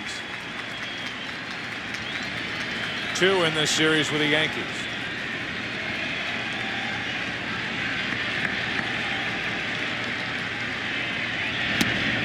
Varitek almost standing as that pitch is brought home. 2 out as Martinez gets his 5th strikeout. You can see Varitek straddling home plate almost. That was a great sequence to Kareem Garcia. Fastball inside, and after missing with a fastball, the changeup, and then he got him on a high fastball for the 5th strikeout in this game.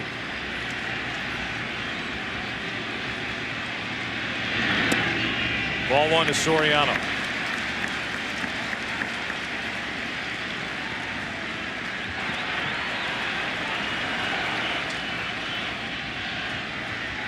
The Yankees came into this game hitting .218 in this ALCS. They hit .271 as a team during the regular season. A big part of the Yankees' troubles at the plate, the bullpen work, which has allowed only a 173 average and a 1.17 ERA for the Boston Red Sox. And you can bet that that bullpen for Boston will be a part of this Game 7 before it's finished. 2 out, bases empty, a ball and 2 strikes on Soriano. Up to get it, and the foul straight back.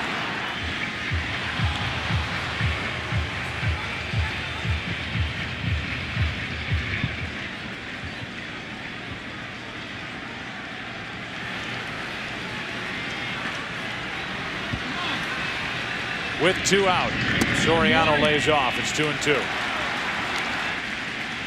You'd be hard-pressed to see a pitcher combine the feel of pitching with the knowledge of hitting any more than Pedro Martinez.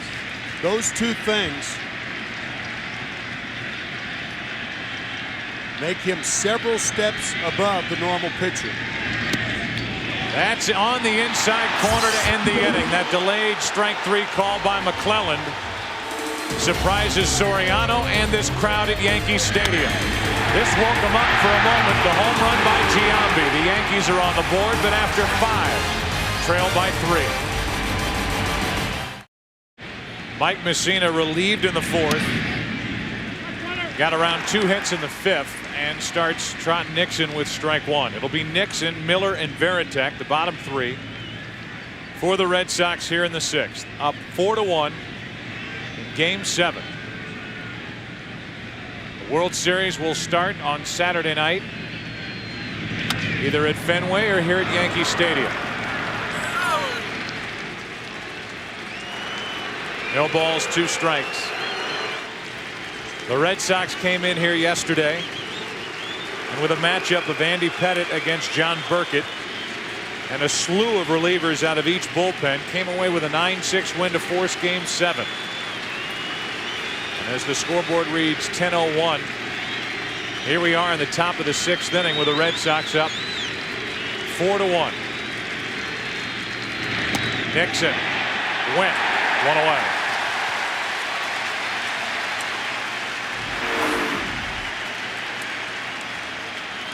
Second strikeout for Mike Messina. It looked like a split finger fastball down out of the strike zone. Most swinging strikeouts at splitters on balls out of the strike zone. Bill Miller now with 1 out, nobody on. Miller singled as part of a hit and run back in the 4th inning.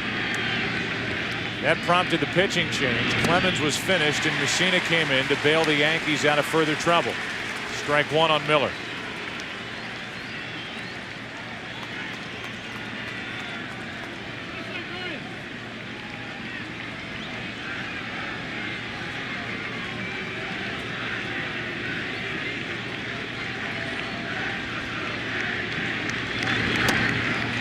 On the corner, it's 0-2.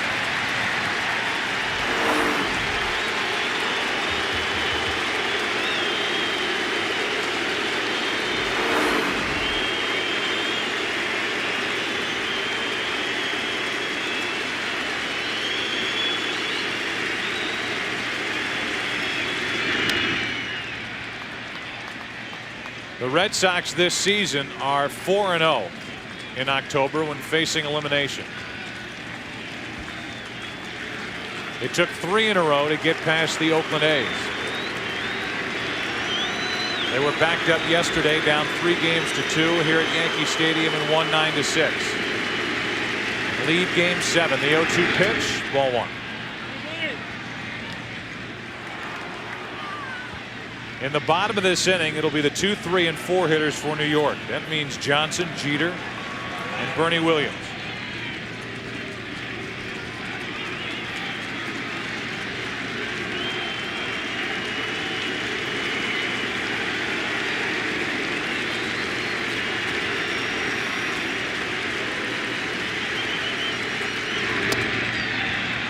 Two and 2 on Miller. Joe Torre's been around since 1996, managing these Yankees. 6 times they've been in the ALCS, and this is the first time they've been pushed to a Game 7.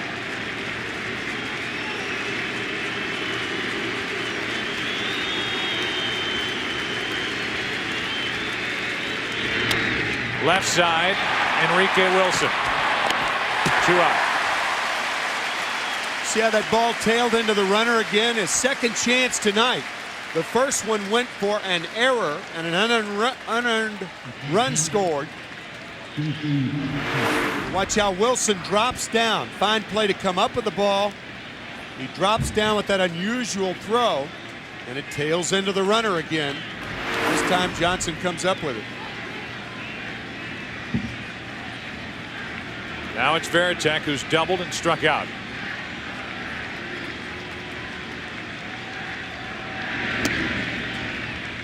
Ball 1.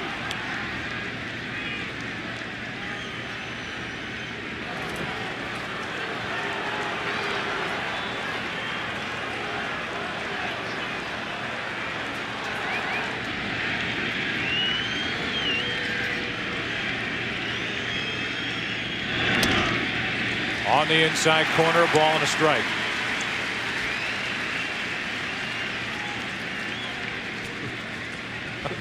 They get creative here at Yankee Stadium. And Don Zimmer has never looked so good.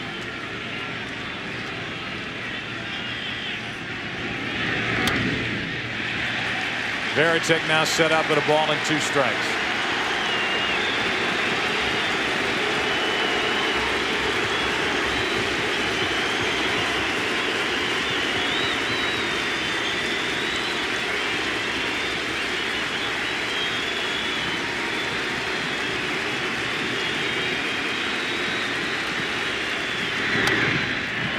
Two hops to Soriano.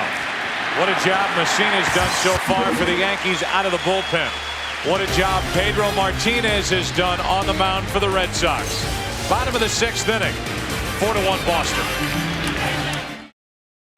Beautiful night in New York. The temperature has gone up from yesterday. The wind has died down.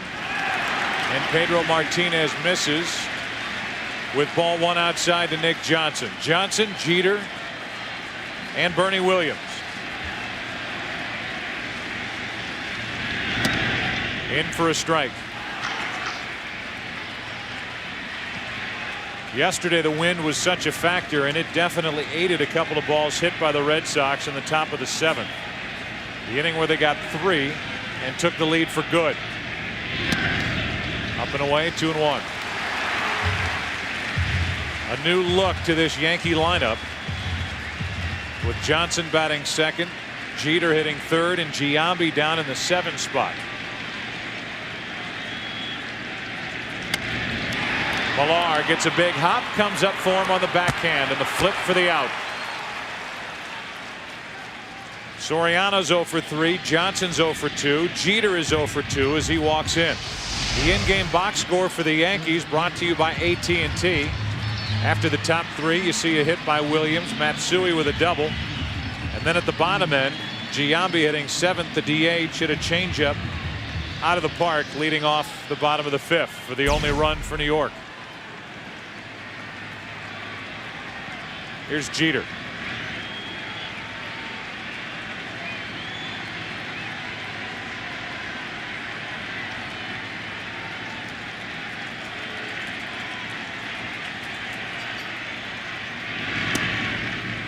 Outside for ball 1. I think that's a luxury Joe has with his Yankee lineup. You've got so many of these hitters that are good hitters and can hit at different parts of the order.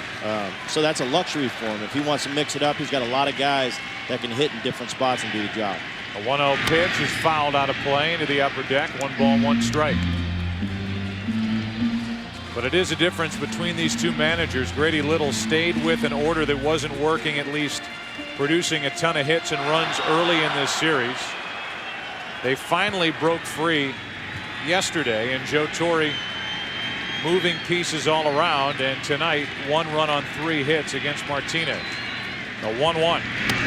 1-2. Well, I think also, Grady went with pretty much the same lineup all year, whereas during the course of the season, Joe had changed his lineup up quite a bit. He had Bernie hitting second for a while, Bernie hitting 6th for a while.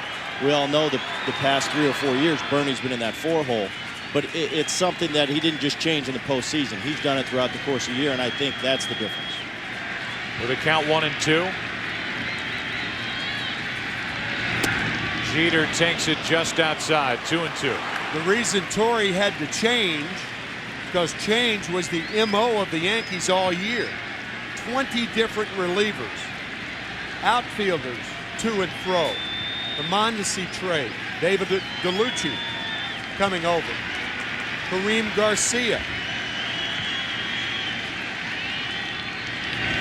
Jeter strikes out, and that's strikeout number 7 for Pedro Martinez. Saturday, the Fall Classic returns to Fox at 7:30 Eastern, 4:30 Pacific, when the winner of this game hosts Florida in Game 1 of the World Series. Sports' biggest month of the year continues Saturday only on Fox. You mentioned the different relievers, Tim. Those different relievers and guys that were added literally down the stretch for this Yankee team in their bullpen. Guys like Heredia, Gabe White, reacquiring Jeff Nelson. Contreras used in the bullpen down the stretch. At times during the season, he was a starter. Jeff Weaver was a starter for most of the season. Now he's in the bullpen. The only guy that was out there at the start of the season is, of course, Mariano Rivera. Otherwise, changing parts all year, and it continued right up to the postseason. Bernie Williams flips one into right. Trot Nixon waits for it. And the Yankees 2, 3, and 4 hitters go in order. Pedro Martinez doing his thing, working his stuff. After 6 at Yankee Stadium, still 4-1. Back after this from your local Fox station. To the action and throws a fastball for a strike over the outside corner. Here's another example of a guy who was added late, claimed off waivers from Cincinnati at the end of August. Another strike. It's 0-2.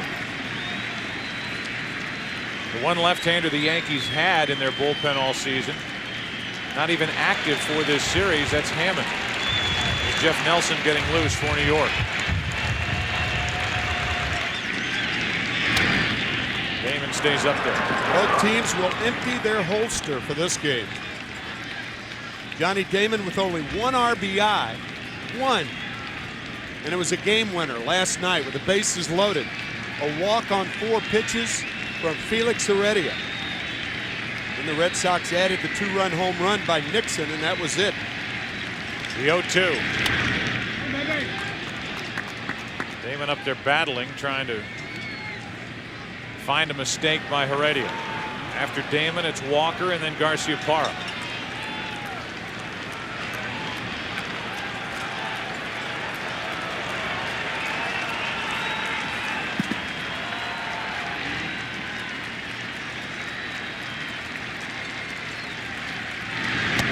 Damon strikes out, one away.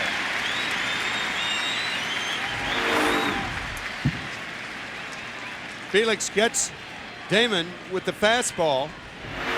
And shot of Trot Nixon, the 2-run home run that capped it last night and that started it against Clemens tonight. He went deep in the second, then an unearned run scored on a throwing error by Enrique Wilson. Another run came in the 4th inning with Millar taking the first pitch out to left. One out. Here's Walker. Strike one.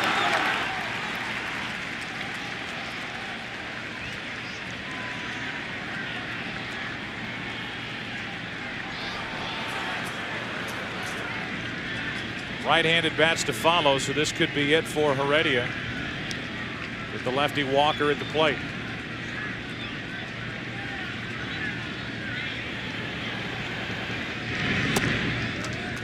One and one.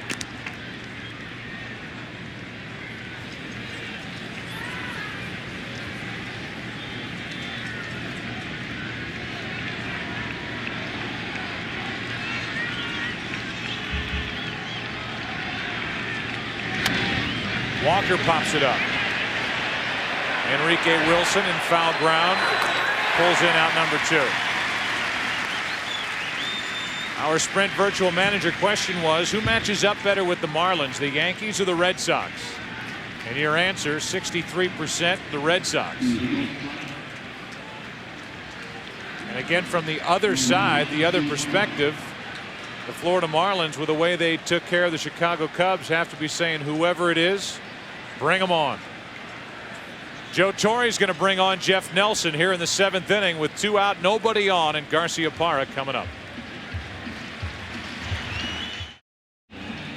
Good night to be in a blimp, and the best view of tonight's game is from the Hood Lightship.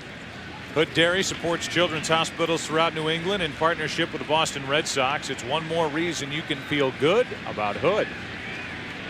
2 out, nobody on, and after the pitching change, a matchup of Jeff Nelson, who has that bloated ERA in this postseason, against Nomar Garciaparra.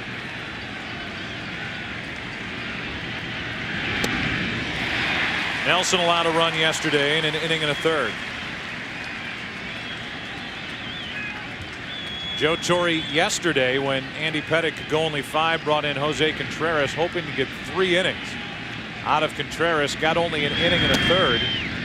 And then the procession out of the bullpen for the Yankees began with Heredia, Nelson, Gabe White. And the Red Sox came up with a 9-6 win.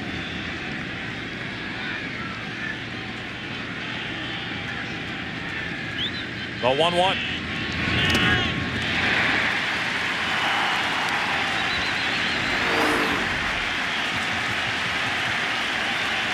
Three sliders in a row from Nelson.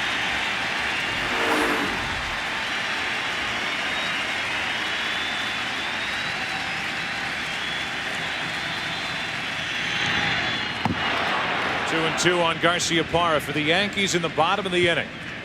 Matsui, Posada, and Giambi against Pedro Martinez, who has been able to keep his pitch count under control.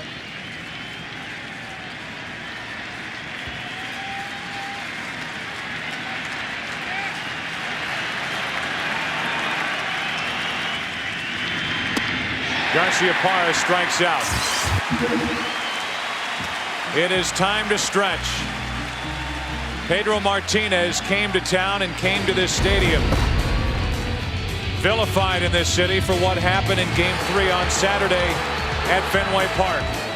But what has he done here this evening? Game 7 with a chance to carry his Red Sox to the World Series. He's thrown 79 pitches. He is through 6 innings. We go to the bottom of the 7th, Game 7. A trip to the white with fun. God bless America.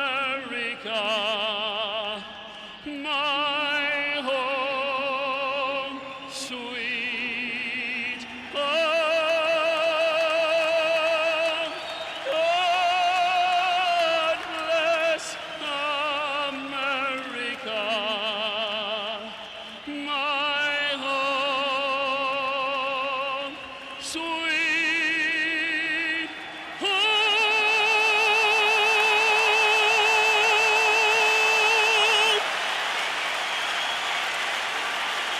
Night after night throughout the postseason, Ronan Tynan, the Irish tenor, delivers that song in such a beautiful way. It resonates with you after you leave the park. What a beautiful rendition that he gives us every night when we're here at Yankee Stadium. The League Championship Series on Fox is brought to you by Budweiser. Grab a cold, fresh Budweiser. It's game time. As Pedro Martinez takes his warm-up tosses here to begin the bottom of the 7th inning, protecting a 3-run lead with Matsui, Posada, and Giambi coming up, we look back at Roger Clemens. Roger Clemens, who came up in 1984 with the Boston Red Sox, had one of the best pitching years of any hurler in the last 30 years in '86, pitching them to the brink of a world championship in '86. Left the mound in the 4th inning to a standing ovation here at Yankee Stadium after allowing 4 runs to the Boston Red Sox. And it could be, unless the Yankees rally, the last time he leaves a major league playing field. Saluted here by the Yankee fans, by his teammates, the coaching staff, a true champion. And he left here in the 4th inning. Mike Messina did a terrific job picking up. Heredia and Nelson got through the top of this 7th. But the story, the matchup between Pedro Martinez and Roger Clemens coming in. And clearly Pedro Martinez has had the better of this duel. 6 innings, only 3 hits, the home run by Giambi. He struck out 7. His pitch count 79.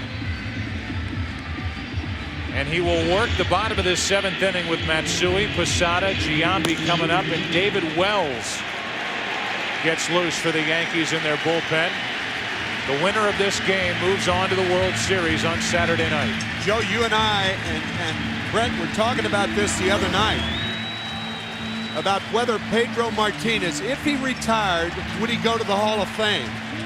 After looking at that right there, Sandy Koufax, Pedro Martinez, their career averages, the answer is a definitive yes.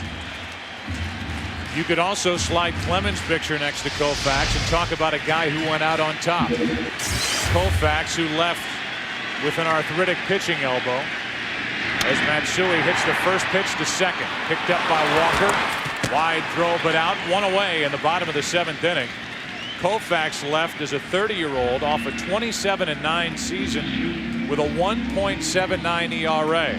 Now you're talking about a 41-year-old in Roger Clemens, but a guy who still clearly is one of the game's more dominant right-handers.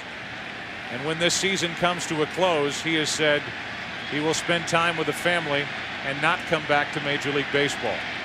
Here's Posada with 1 out, nobody on.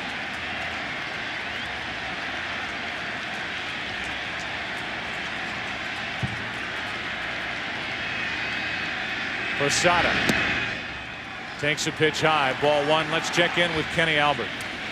Joe, God bless America, take me out to the ball game. A 5-minute delay. Opposing pitchers have been forced to wait longer than usual during the 7th inning stretch of Yankee home playoff games. And at the bottom of the 7th, Yankees have scored 7 runs, most in any inning. It was Ron Gardenhire of the Minnesota Twins who talked about that delay in a game that we did here, game 2 of that division series, and a matchup of Brad Radke and Andy Pettitte. Gardenhire was criticized by George Steinbrenner for making the comments, and what Gardenhire was saying was, while it is a gorgeous rendition of God Bless America, the delay had an effect on his pitcher Radke, who was back out there to work the bottom of the 7th inning. So far, Pedro Martinez is taking care of Matsui, and he's 1-2 on Posada. Just low, 2-2.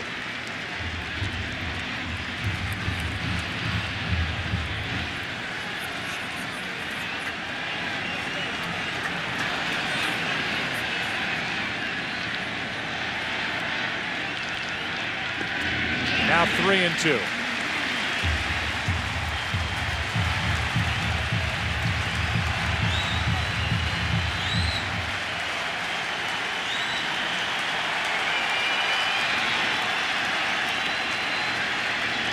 Only 4 base runners for the Yankees through 6 1/3.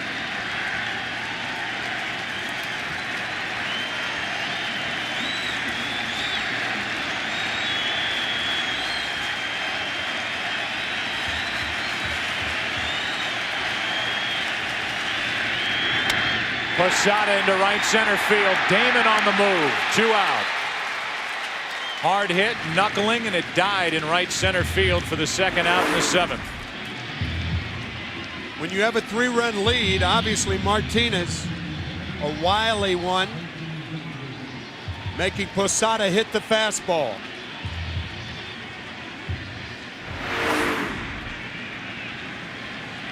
With the bases empty, here's Giambi.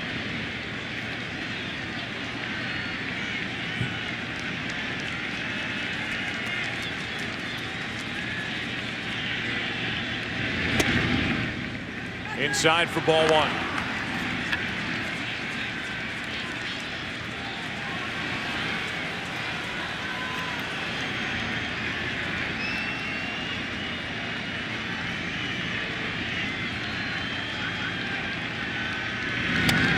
Off the hands, jammed Giambi. It's 1-1.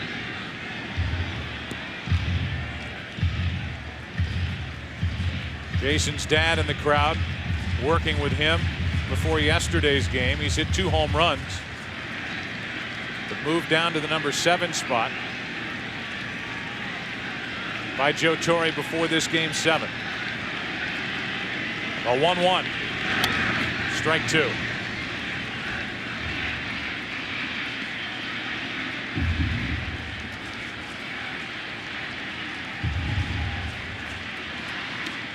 Do the Florida Marlins feast on lobster bisque, scrod, popovers, or 7th Avenue deli pastrami? They're waiting in the airport to figure out if they're going to end up in Boston for game 1 on Saturday night or here in New York. A 1-2 pitch. Fastball. Giambi's able to lay off. It's 2-2. Brian Cashman, the general manager of the New York Yankees.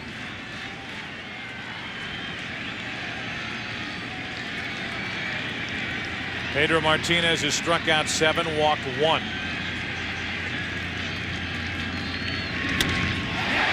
Into right center field. Damon back at the track, at the wall. It is gone for another Giambi home run. It's 4-2 in the 7th.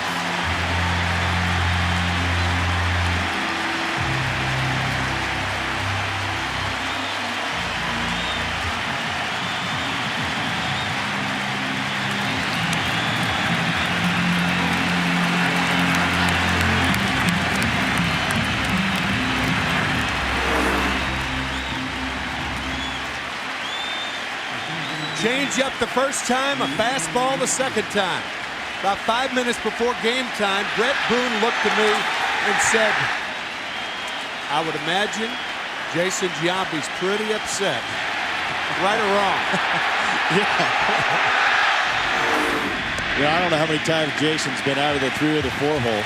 I think he understands, and at this stage, you're in the postseason, you're worried about one thing, getting to that next step, and that's the World Series, but ground ball, that's a fair ball. What a play by Millar, but can't get to the bag. The inning continues.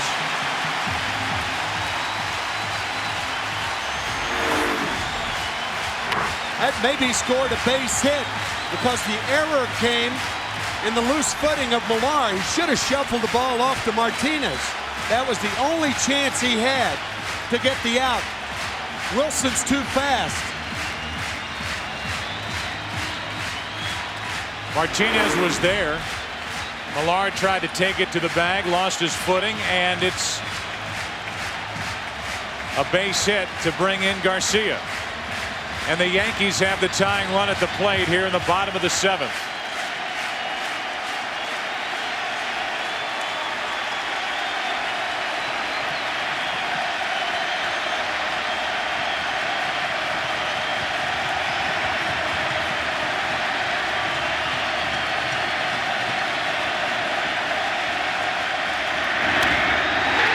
Another hit. Tying runs are on in the 7th for New York.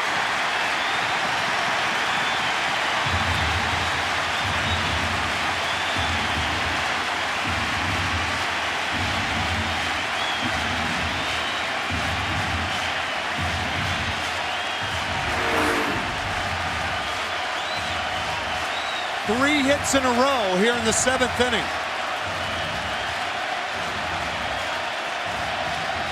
Clean base hit right there. Here comes Dave Wallace, the pitching coach, out to talk to Pedro. Thinking about that Kevin Millar play, you rarely see a first baseman who has to make such an awkward throw to a pitcher covering. Almost going back across his body. That was the key play in this ball game, or in this inning at least. Here it is one more time. Watch Millar go to his left. Now, how many times do you see a first baseman feed to a pitcher from foul territory? He tried to get his footing and his balance, but slipped. And Wilson had a hit. Followed by a hit by Garcia. And now it's Soriano, who has struck out 3 times tonight. With runners at first and second, 4-2 Boston, bottom of the 7th.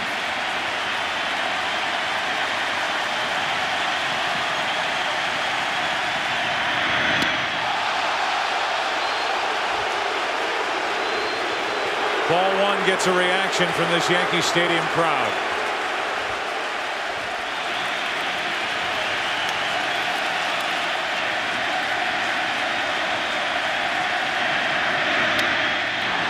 That's foul.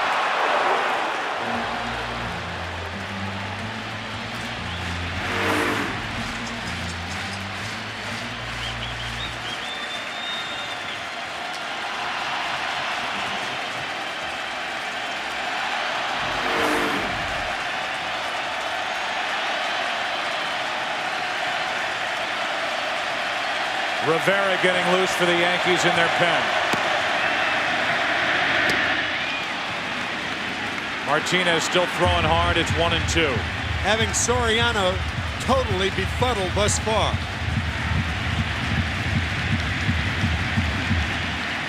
.38 home runs during the regular season.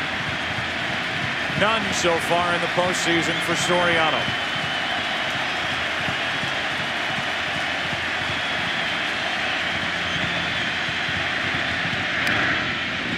Fights it off. 94. That's as hard as Pedro Martinez has thrown all night. Again, Veritek standing up for the target.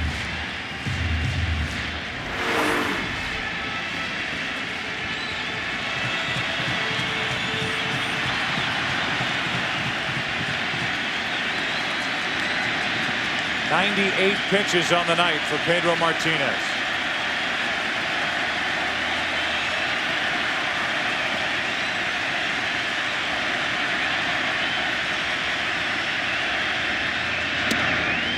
Two and 2. 95 from Pedro Martinez.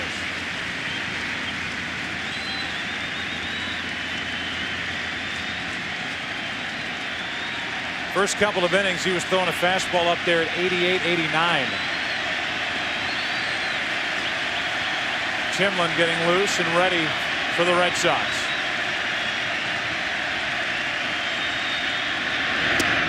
For the 4th time tonight, Soriano has struck out. Pedro Martinez gives up the home run to Giambi, but strands 2. We go to the 8th inning of Game 7. It's now 4-2 Boston. It is the 8th inning of Game 7. It's 4-2 Red Sox over the Yankees. Nelson back to work. And Manny Ramirez takes the ball. Talk about the presence and the impact of Garciaparra. While they met on the mound, Garciaparra winked to Pedro Martinez to calm him down. The strikeout followed, and then a hug in the dugout from the Boston shortstop to tonight's Red Sox starting pitcher Pedro Martinez. 2-0 from Nelson to Manny Ramirez. A wink and a hug. That's what we all need, Joe. Well, that's what Pedro Martinez got from Garciaparra, who doesn't play that media game. He's not a guy that's going to give you the cute quote. Neither does. Pedro Martinez certainly doesn't. But you cannot emphasize enough what Garciaparra means in this lineup. His spot in the number 3 position, the batting order, what he does defensively. He showed something there with his approach with Pedro Martinez when it got sticky in the bottom of the 7th. There's a strike, and it's 3-1 on Manny Ramirez. When the Red Sox lost to the Yankees in the 1999 ALCS, it was Nomar Garciaparra after the loss, getting up and waving the towel to the Boston faithful. Tough play for Enrique Wilson. Good play for the out. First out here in the 8th.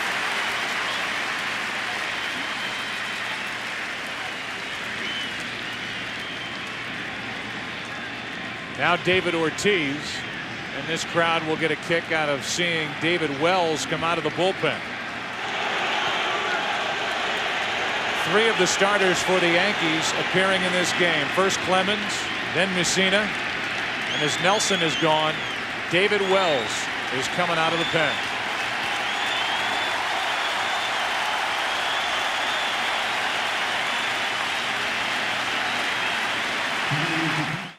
The League Championship Series on Fox, brought to you by Kill Bill, the #1 movie in America, now playing in theaters everywhere, rated R. By Gillette Mach 3 Turbo, for the closest shave with less irritation, even against the grain.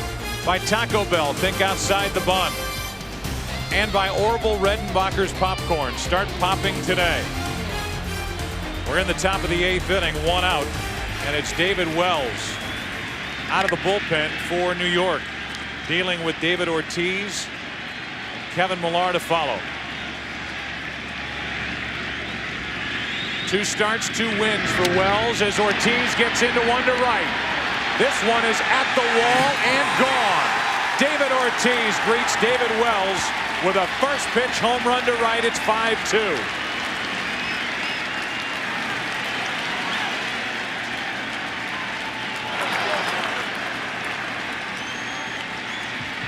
A hanging curveball right around the belly button.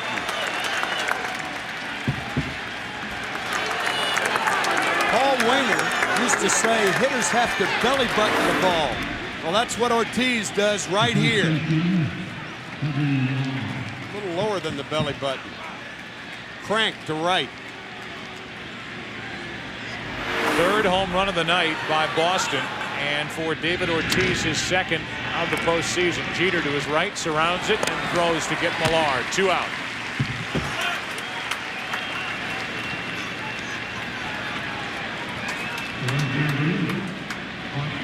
David Ortiz took David Wells deep twice in a game here the 4th of July. In that game, David Wells allowed 5 Red Sox home runs. Again, Ortiz got him twice, and he gets him here tonight in Game 7.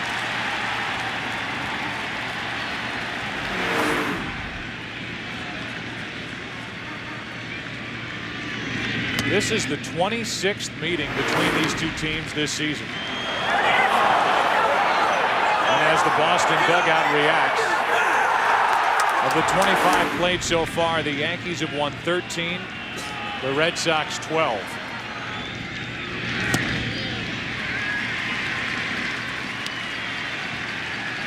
Wells, who has a lot of experience out of the bullpen early in his career in Toronto, made 1 relief appearance this season. With 2 out, nobody on, it's 0-2 on Trot Nixon.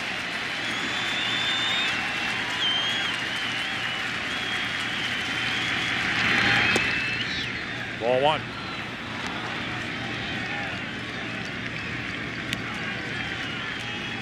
Nixon homered for the 4th time in his career against Roger Clemens back in the 2nd. A 2-run shot to start the scoring. This one is straight up the chute. Shallow center field for Jeter. And we go to the bottom of the 8th inning. A home run by David Ortiz gives Martinez that run back. He heads back to work. It's 5-2 Boston. Championship Series on Fox brought to you by Master and Commander, the year's most anticipated motion picture starring Russell Crowe, November 14th. By Taco Bell, where you can spice up the night. By Staples, that was easy. And by America Online, look for 9.0 optimized coming this fall. First up, Nick Johnson, bottom of the 8th, 5-2 Boston, ball 1. Master and Commander has starred Pedro Martinez tonight. 1 ball, no strikes. Johnson, Jeter, and Bernie Williams. Wide, it's 2-0. There is action for the Red Sox in their bullpen in case Martinez stumbles. We're in the 8th, and Boston leads by 3. 2 balls and a strike. Timlin and Embry.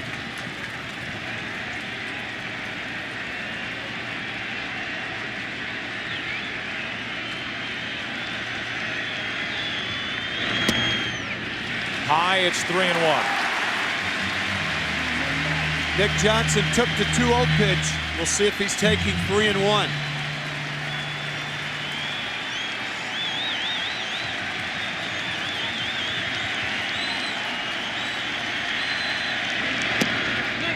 Three and 2.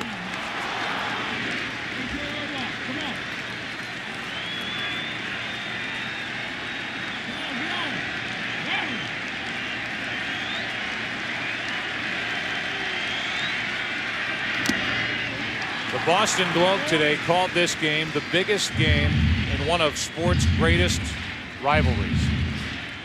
Everybody looking at Pedro Martinez and how he would respond after what happened on Saturday afternoon in Game 3. Some saying Pedro Martinez still had to have that one game, that highlight game in his career. Johnson pops up. Garciaparra waits for it. 1 out in the 8th. The papers here. One of the headlines had a picture of Pedro Martinez after Saturday's Game 3, and they called him Fenway Punk. They were all waiting here at Yankee Stadium for him to get here, to step on the field, to warm up. He was not intimidated one bit.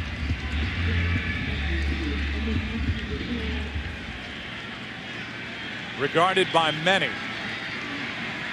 as the greatest pitcher in the game today, the most dangerous, the most dominant. And with 1 out here in the bottom of the 8th inning, he works to Derek Jeter. With the Red Sox 5 defensive outs away from heading to the World Series.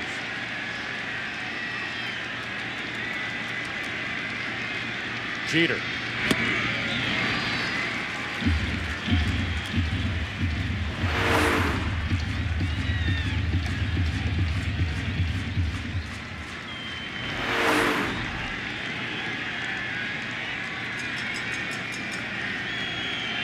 Jeter 0 for 3 in this game. He's fouled out, grounded out, struck out.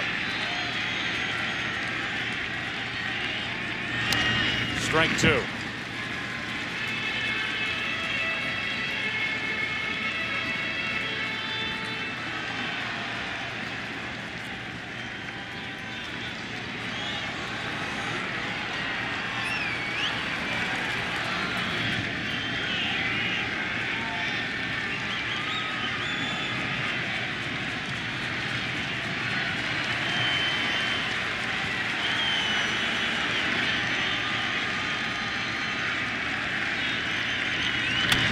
Jeter flies into right, Nixon back.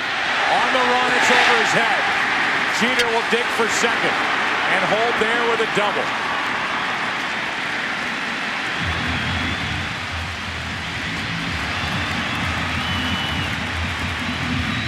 Trot Nixon did not read that ball perfectly off the bat and could not recover to get the out. He went to his right first, and then the ball tailed behind him.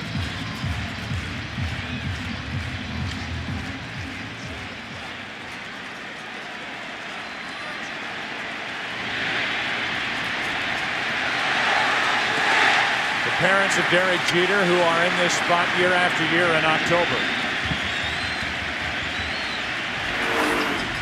And Jeter trying to get something going in the bottom of the 8th with 1 out. Here's Bernie Williams, 1 out of 3.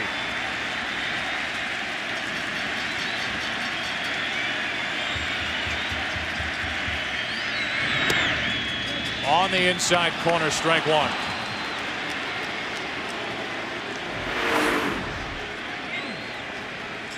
When the Yankees have runners on, Pedro throws the hardest.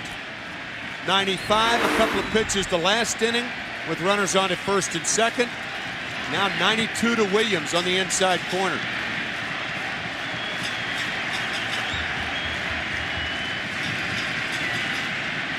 Time called.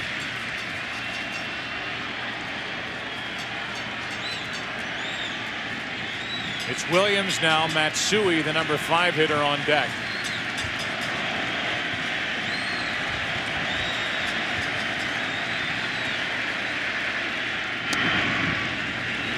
That's wide, a ball and a strike. 11 o'clock straight up on the scoreboard here at Yankee Stadium. It's game 7. The Red Sox got 3 runs in the second. Behind the pitching of Pedro Martinez, they lead it 5-2 in the bottom of the 8th. The Yankees aren't finished yet. 1-1 pitch. 2 balls and a strike.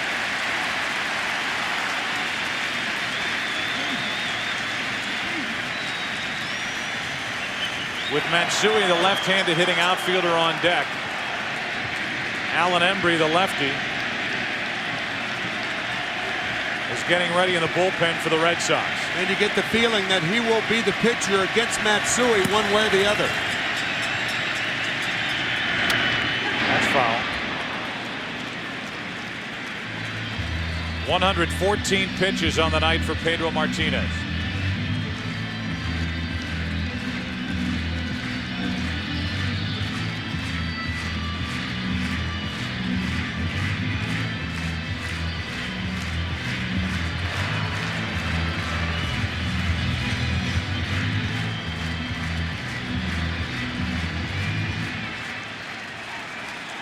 The Yankees looking for more of that October magic, which they have almost come to expect around here under Joe Torre.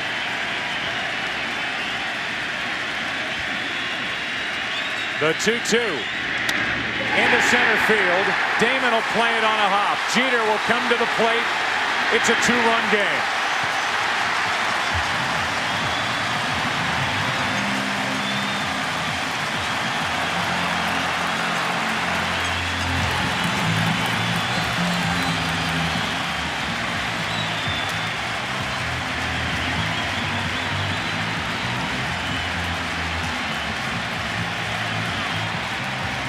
Grady Little out of the dugout.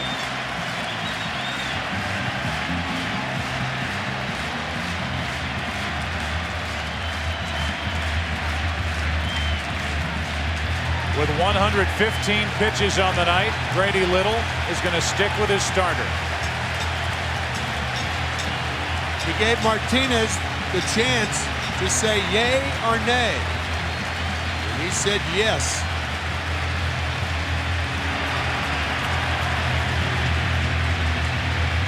Tying run at the plate for New York. It's Hideki Matsui. 1 out of 3 with a double tonight.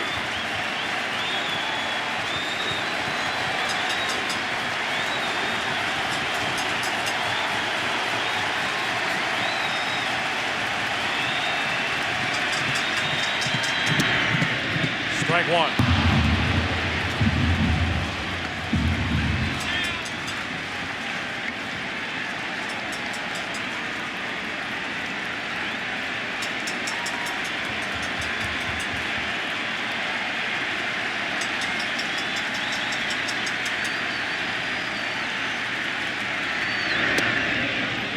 Strike 2.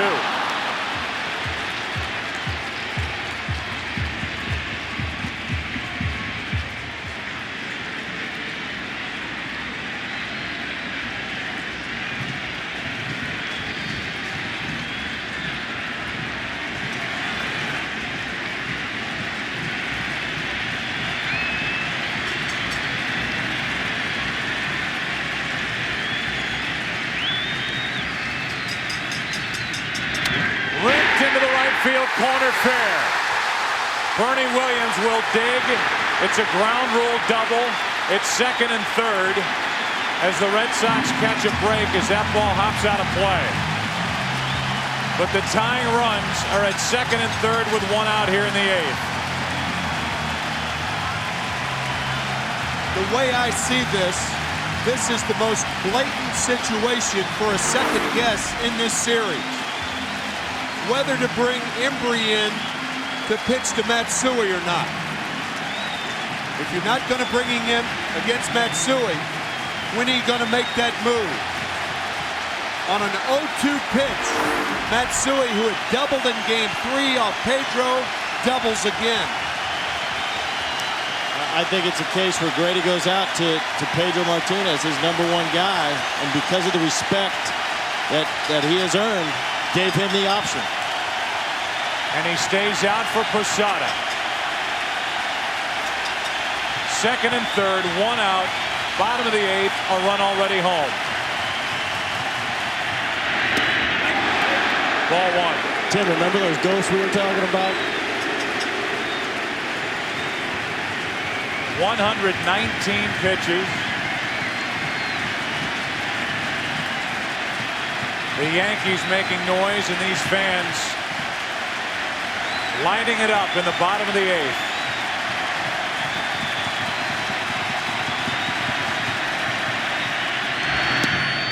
A breaking ball for a strike. Joe Torre talked about moving Jason Giambi to #7 in the order. He said usually when you do that, the guy that you move to try to help out invariably comes up in a spot to tie or win a game. He's on deck. Right now it's Posada. Second and third, one out. 2-1.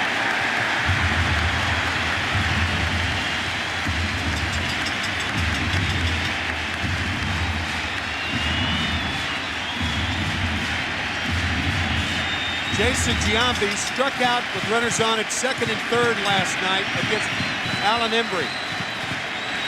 So a place to put Posada if Pedro elects to do that.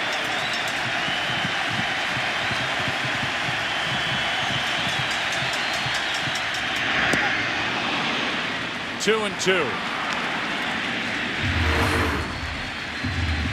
Curveball in a fastball situation.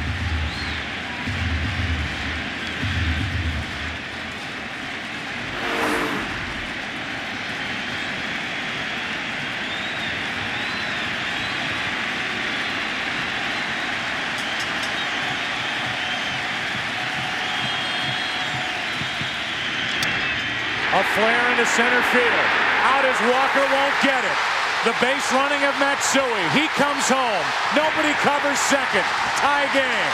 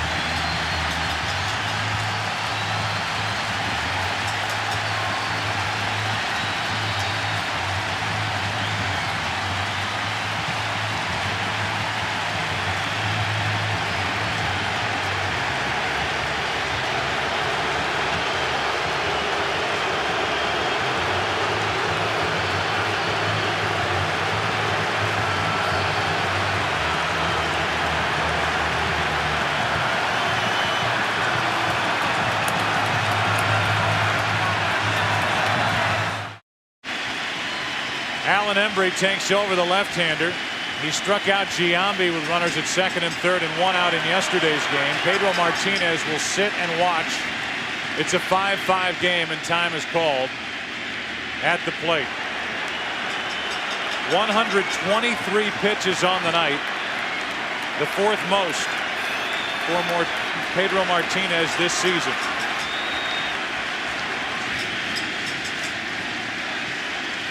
Grady Little stayed with him. It's a tie game in the eighth inning. Giambi's already homered twice tonight, strike one. And Joe, you picked up on it. Not only the Posada hit on a flare to center field, scoring two. Good read by Matsui. But the Red Sox evacuated second base, allowing Posada to be there without a play. Shortstop, second baseman were out. The pitcher was backing up home, and the first baseman, Kevin Millar, was the cutoff man.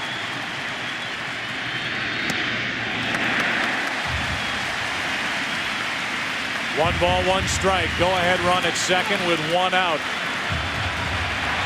Mariano Rivera in the bullpen for the Yankees.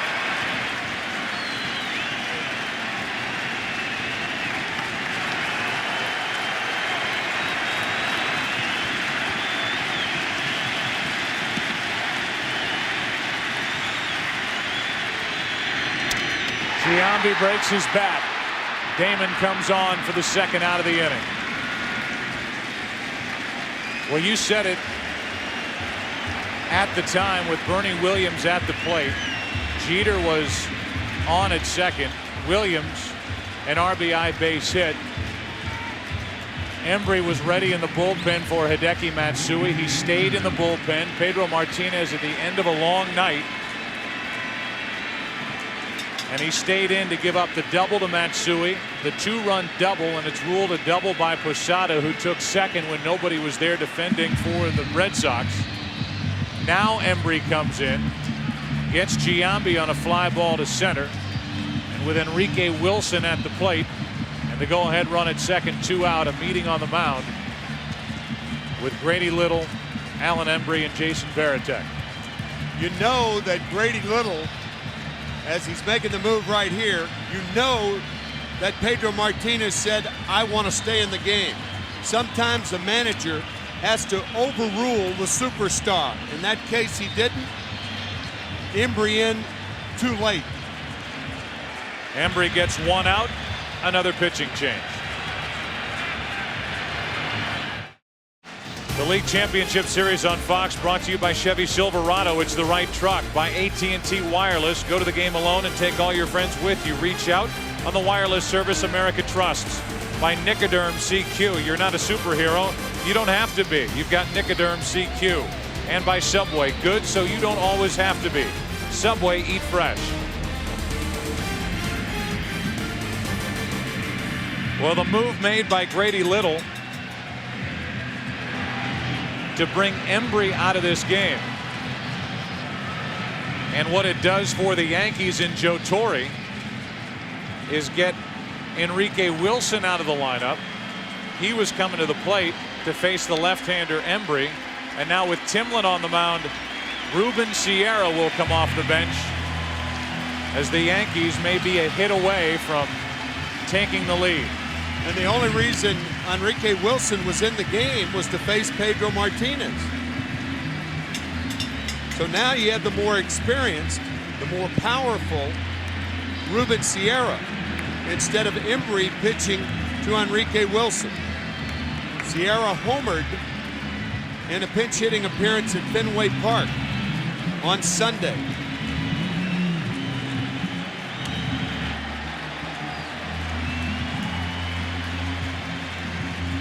It's been a long bottom of the eighth inning. Pedro Martinez starting the inning with a pop-up by Johnson. Jeter doubled into right. The hit by Williams, the double by Hideki Matsui. The flare by Posada falling in. Matsui read it right off the bat, scored. Posada down to second. Now there with two out. Pedro Martinez has left it up to the bullpen. Embry got Giambi on a fly ball to center. And with Ruben Sierra coming up, the Red Sox are going to walk Sierra with Kareem Garcia on deck.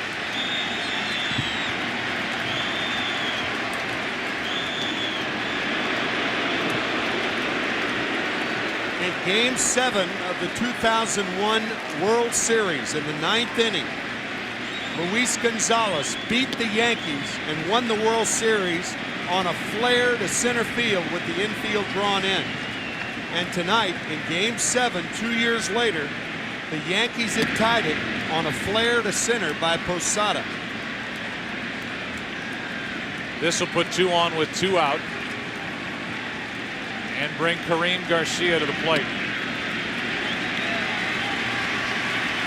Garcia, the batter who was hit by Pedro Martinez in that 4th inning, Game 3 on Saturday. Tonight against Martinez, 1 out of 3. Tim, you talked about Luis Gonzalez and his heroics in the 2001 World Series. How did the Arizona Diamondbacks acquire Luis Gonzalez from the Detroit Tigers in exchange for the batter, Kareem Garcia?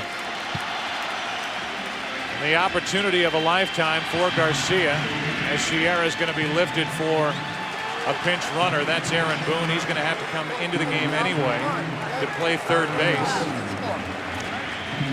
Here's Kareem Garcia, who started the season in Buffalo at AAA for Cleveland, traded here to the Yankees, batting in the 8th inning with 2 on, 2 out. Game 7, a 5-5 score. Ball 1.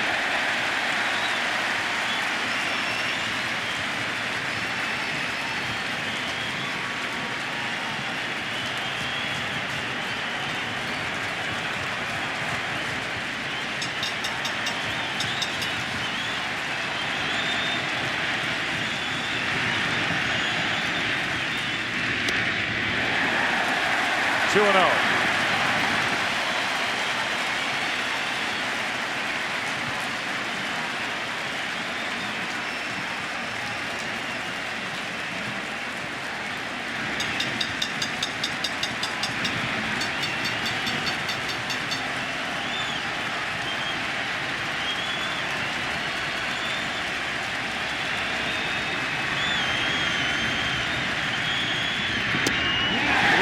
With Soriano on deck.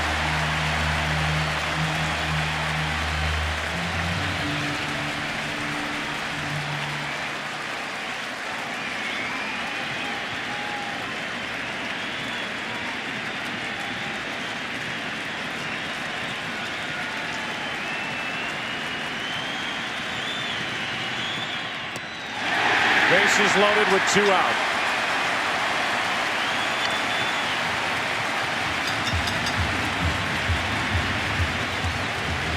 The 9th man to bat in this 8th inning is Alfonso Soriano, who has struck out 4 times tonight. That was against Martinez.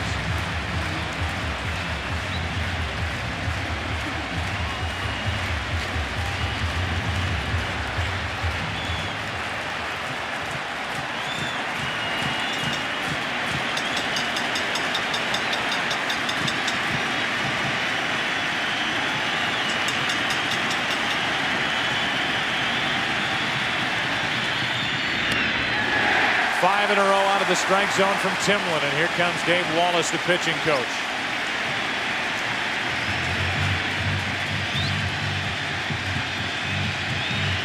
Timlin came into this action having gone 8 1/3 innings in this postseason. No runs, 1 hit. I think Dave Wallace is out there to tell Timlin to take a deep breath.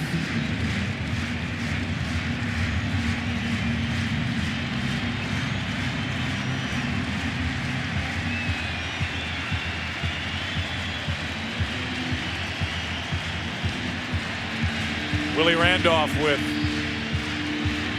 last-second instructions for Soriano, who's back to the plate with a 1-0 count. That's an interesting conversation because Soriano is not a guy who takes a lot.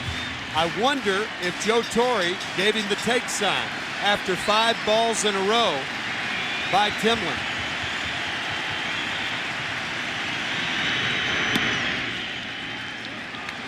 One ball, 1 strike. He did. Looks like he did. It's tough when you're having a rough night like that. You got 4 strikeouts saying, I can't swing at a strike. I want to hit. 1 ball, 1 strike. Bases loaded, 2 out. Tie game in the 8th. Off the mound to Walker. What a play by Todd Walker.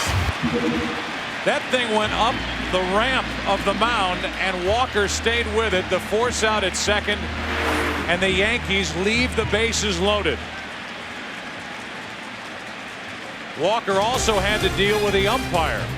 And after all that, a 3-run 8th inning. We go to the 9th, game 7, tied. That Red Sox dugout trying to survive here in New York. Giving up 3 runs in the bottom of the 8th inning. It's tied going to the 9th. The best view of tonight's game is from the Hood Lightship. Hood Dairy supports children's hospitals throughout New England in partnership with the Boston Red Sox. It's one more reason you can feel good about Hood.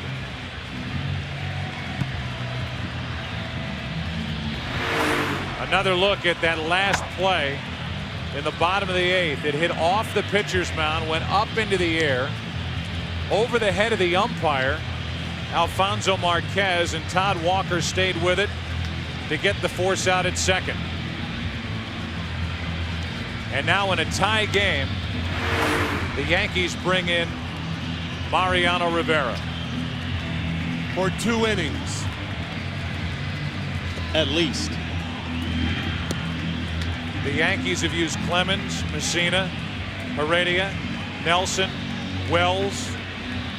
Aaron Boone stays in, plays third base. And the Yankees have Rivera, who has a postseason record 29 saves and a postseason ERA of 0.81. The last time Rivera was on the mound for the Yankees in a game 7 was in the World Series in Arizona. The hit by Gonzalez.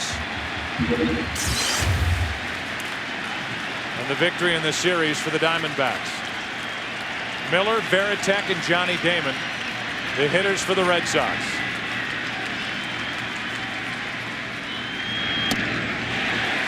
Strike 1.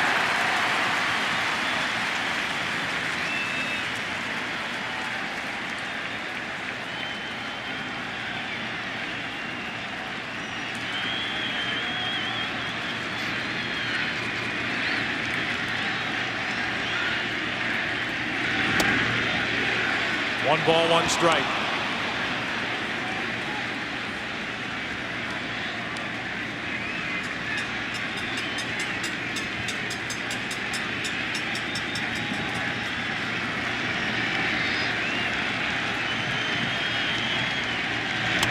Miller grounds to the right side. Soriano flips for the out.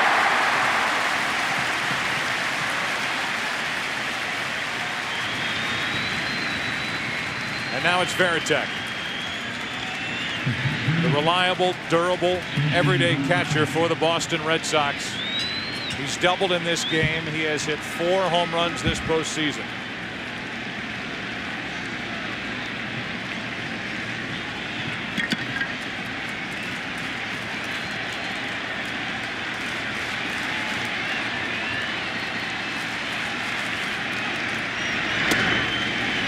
Ball 1.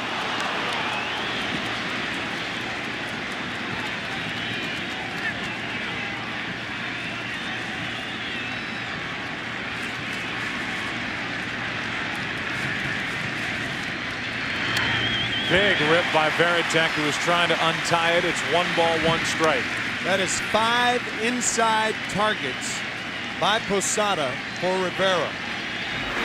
No other pitcher in baseball in a tie game in the 9th inning would get an inside target 5 pitches in a row.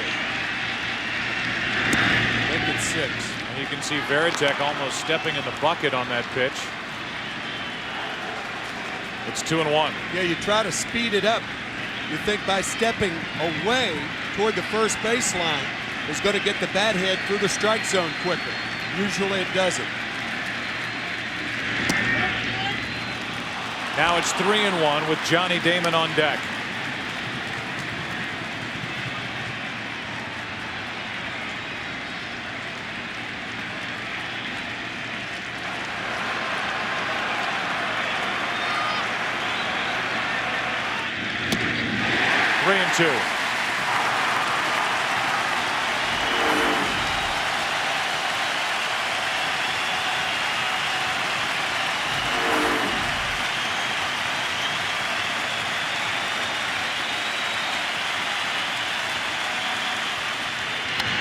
To the right side and through. Nick Johnson was almost literally on the line and had no chance to get to that ball to his right. It's a one-out single for Varitek. Nick Johnson was on the line against David Ortiz in game 4, and he made a catch in foul territory. Make that game 2 here at Yankee Stadium.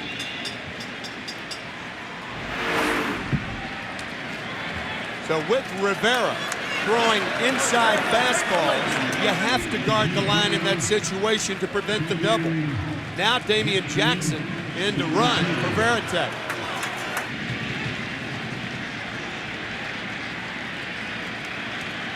Johnny Damon at the plate. Go ahead run at first with 1 out here in the top of the 9th.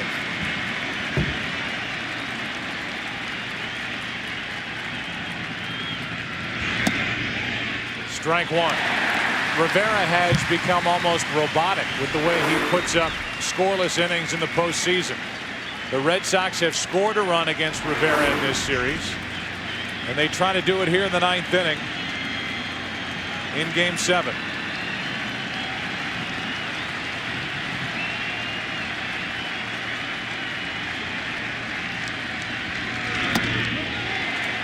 Damon lays off the high delivery. 1 ball, 1 strike.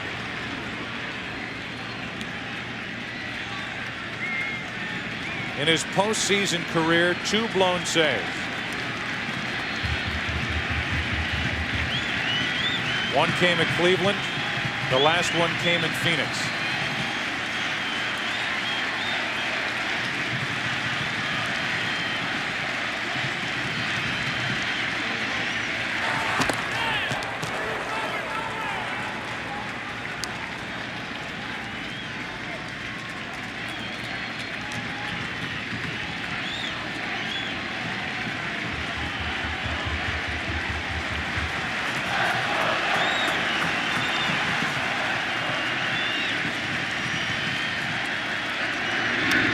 Jackson started and stopped. Damon went after it. It's 1-2. What that does, it makes the middle infielders commit. Derek Jeter towards second. Also Soriano. And Posada coming up too quickly.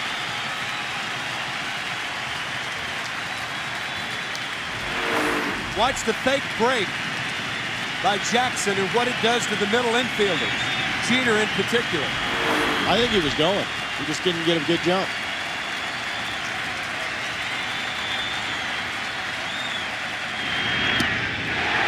Damon takes ball 2. A lot of times after Rivera has gone into left-handers, he tries the backdoor cutter. Posada sets up outside, and it just misses.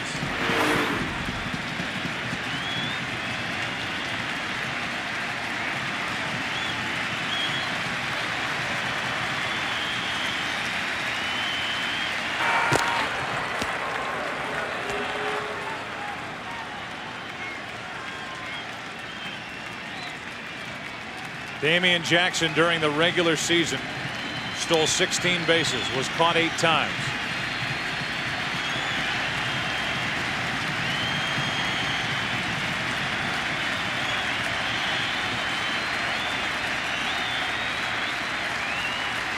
There he goes. Damon grounds it foul.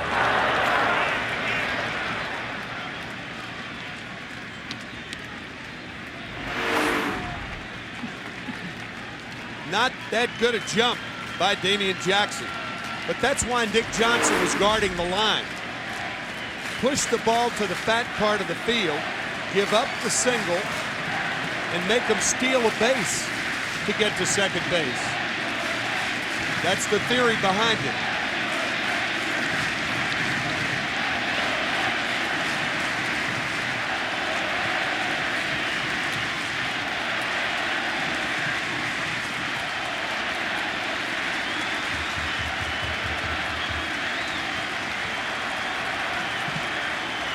The 2-2. Chopper to Boone. Across the diamond for the out. Down to second, the go-ahead run, 2 out, with Todd Walker coming up.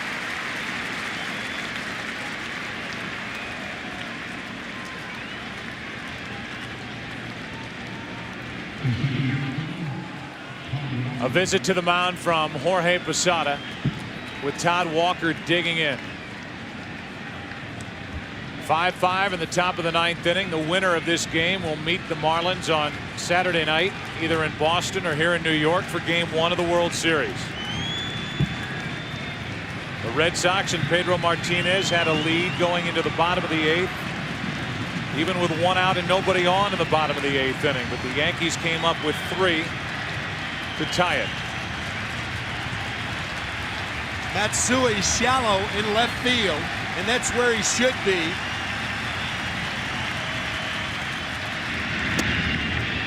The reason for that, a lot of left-handed batters break their bats and hit little flares into this area right in here.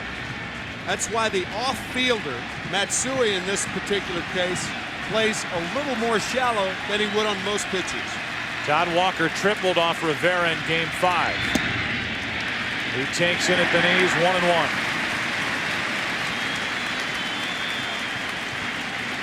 Garciaparra on deck. Good speed at second and Damian Jackson, as the Red Sox try to reclaim the lead.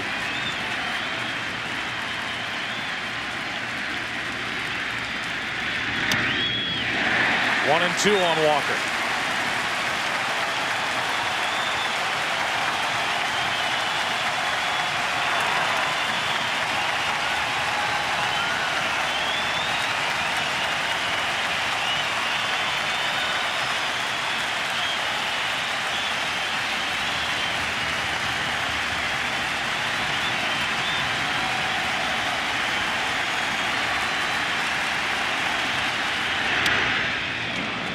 Walker stays alive. 96 from Mariano Rivera. The Yankees in the bottom of this 9th inning will have Johnson, Jeter, and Bernie Williams.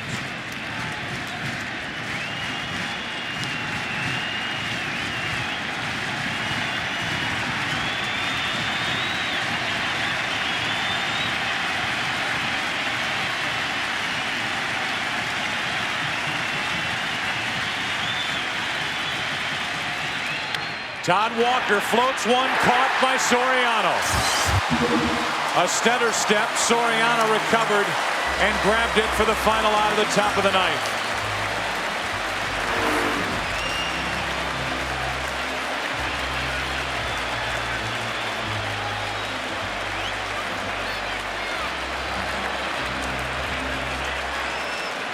The reaction by Rivera when that ball left the bat, it looked like it had a chance to fall in.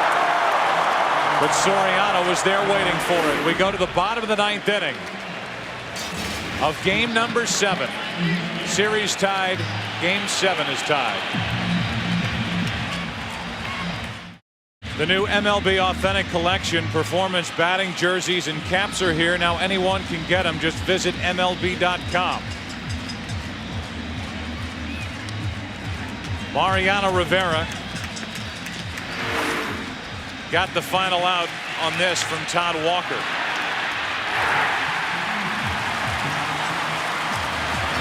Seemed like Rivera timed his jump with the jump of Soriano. Now it's Wakefield getting loose, with Timlin back into the game. And the 2, 3, and 4 hitters coming up for New York. A run here in the bottom of the 9th inning. And they'll go to the World Series to take on the Marlins starting on Saturday night. Doug Mirabelli comes into the game to take over behind the plate as the Red Sox ran for Veritek in the top of this 9th.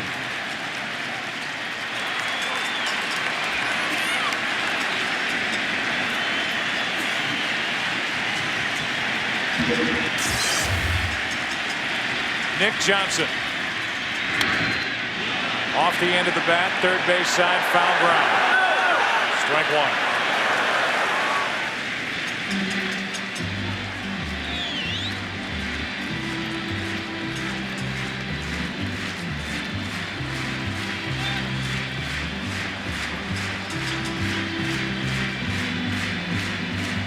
Johnson hitless in 3 at-bats tonight. 6 out of 25 in this ALCS.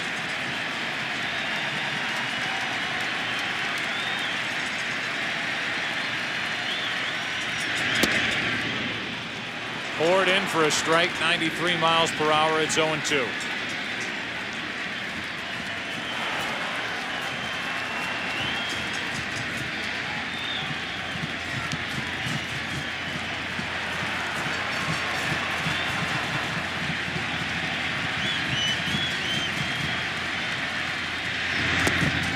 Ball 1.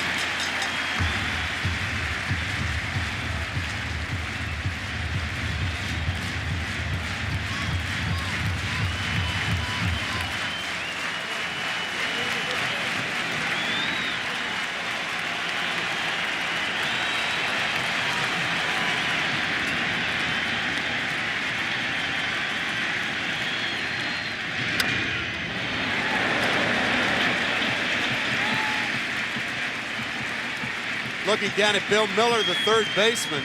If you're going to guard a line with Nick Johnson hitting with 2 strikes, you'd prefer to do it at third base and not first base, because with 2 strikes, he's more apt to go the other way. Trying to play the percentages, the probabilities. Johnson, a good 2-strike hitter, the other way. Miller well off the line as Johnson hits that off his foot. That's a foul ball. And the count's still 1-2.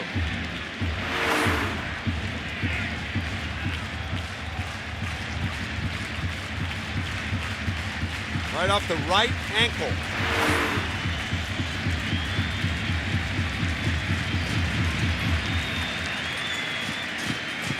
Three doubles for the Yankees in the 8th inning. Along with a single, produced 3 runs and tied this game at 5.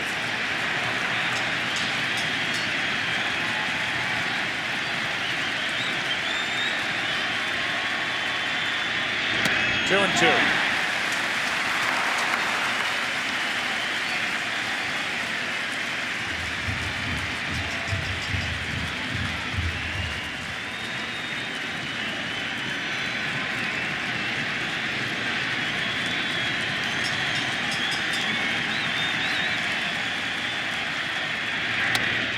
Johnson pops it up. Garciaparra out. 1 away. And now Derek Jeter will walk to the plate. Jeter started that 3-run rally with a double that got over the head of Trot Nixon in right.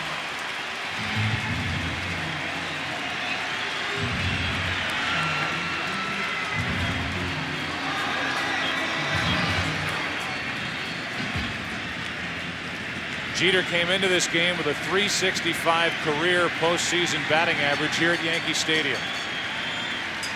1 out of 4 with a double and a run scored this evening.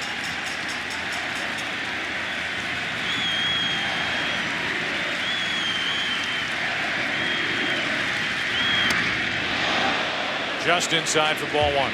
The Red Sox must have a different scouting report on Derek Jeter than most American League teams. Most American League teams would have the first baseman on the line now because Jeter hits the ball to right often. He did the last time up. 2-0. Joe, you and I have commented on that several times this year following the Red Sox to Yankees contest. Now Kevin Millar playing way off the line with the hard-throwing Timlin. Jeter with an inclination to go to right. On the outside corner, 2-1. The only thing I can think of in this situation is they're going to pitch him inside, but Jeter can still take that inside pitch and keep it in the middle or to the other way. Got the great inside-out swing. Sneaks a peek over at third as he gets ready for a 2-1 pitch. He was sneaking a peek to see how deep Miller was. He was going to drop down a bunt, and it's a strike. Boy, that is a great catch, Joe, and you're exactly right. That peek at third, Miller was back, and he mishandles the bat.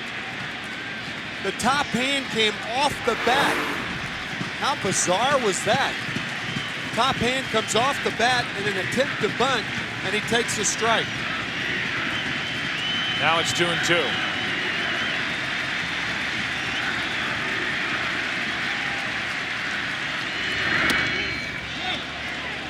Three and two.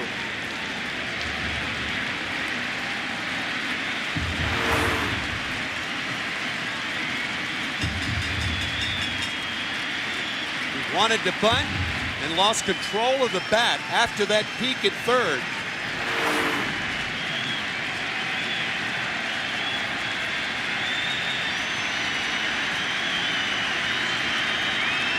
Three balls, two strikes, one out, nobody on.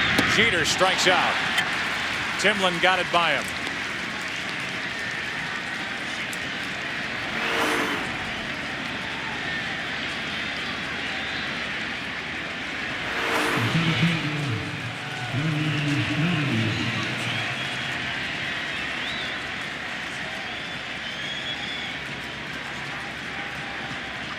Timlin has gone 9 1/3 innings in this series. Has not allowed a run. Has allowed only one hit. And he's now struck out 11.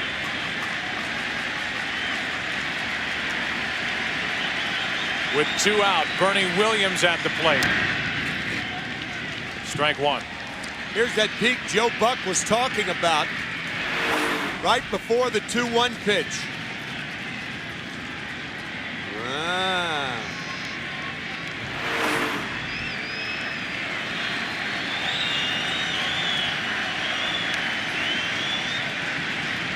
No balls, 1 strike on Williams. The Red Sox, if they bat in the 10th, will have the heart of their lineup.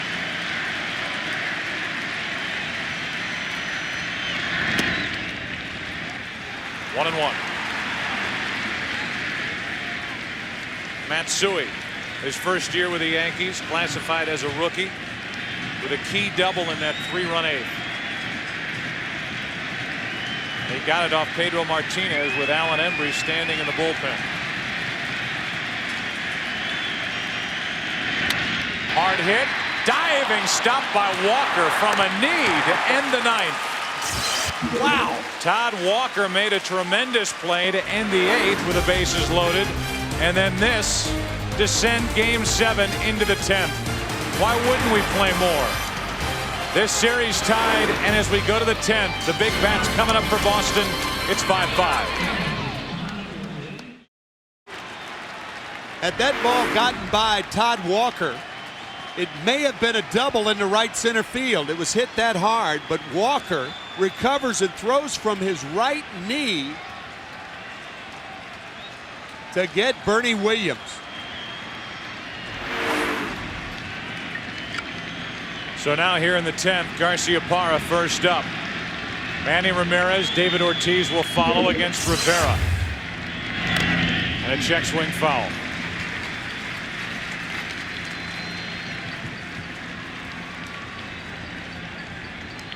Garciaparra 1 hit tonight, 5 in the last 2 games.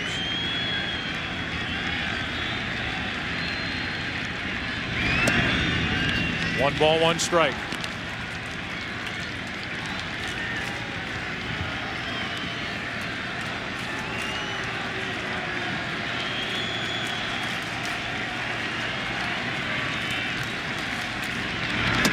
Good pitch and under the hands of Garciaparra, 1-2.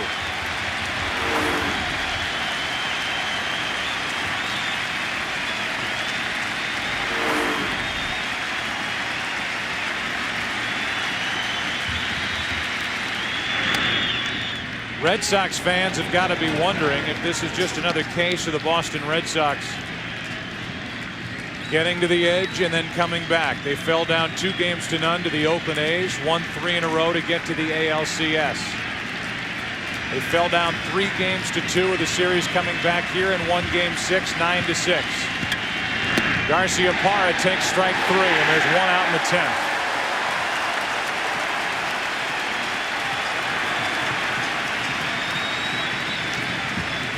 No argument from Garciaparra. It was a high strike.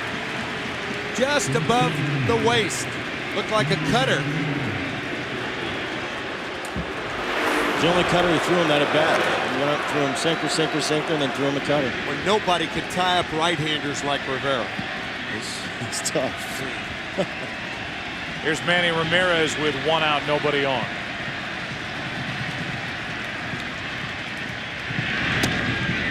Ball 1 outside. Last night we were talking about the resiliency of the Boston Red Sox coming back the way they did last night, and that wasn't the first time they'd done it. But I think you got to look at the Yankees tonight.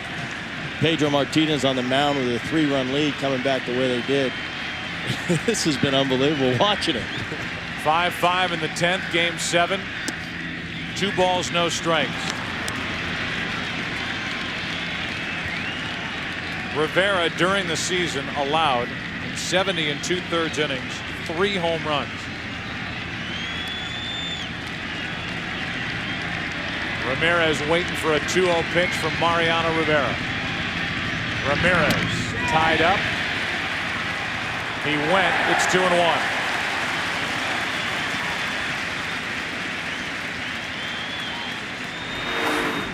Ramirez goes too far on a ball that was inside. He tried to hold up, but clearly too far.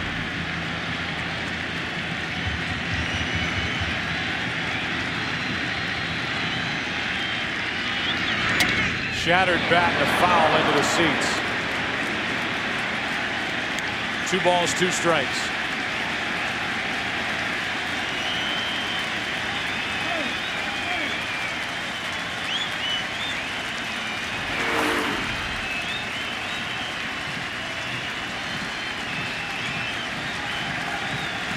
What happens when you try to pull a cut fastball?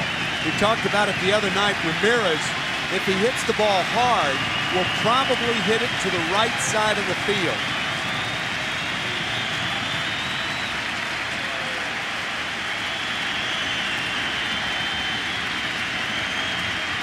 A 2-2 from Rivera. Soriano. 2 out. In the bottom of the 10th, the Yankees will have Matsui, Posada, and Giambi. Here's David Ortiz, who has homered this evening, 1 out of 4. He took David Wells deep on the first pitch in the top of the 8th. After Wells came out of the bullpen, a hanger, and David Ortiz sent it out of here.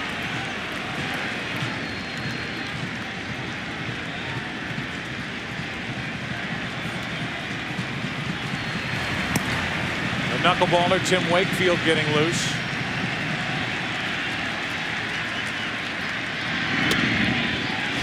Strike 1. Last time up, Ortiz did this to Wells.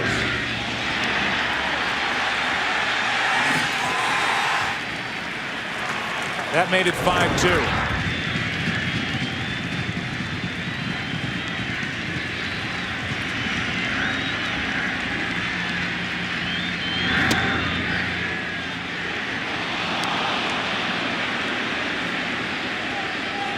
The Yankees have had terrific relief work. Messina coming in the 4th inning with 1st and 3rd, nobody out. With the Yankees already trailing 4-0 and got out of it.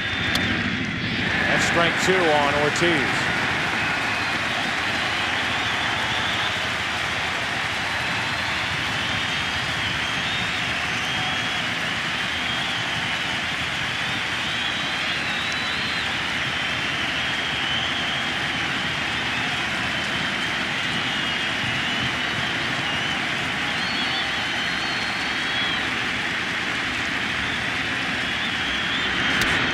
Down the left field line into the corner. Matsui will play it off the wall. Ortiz will be in at second with a double.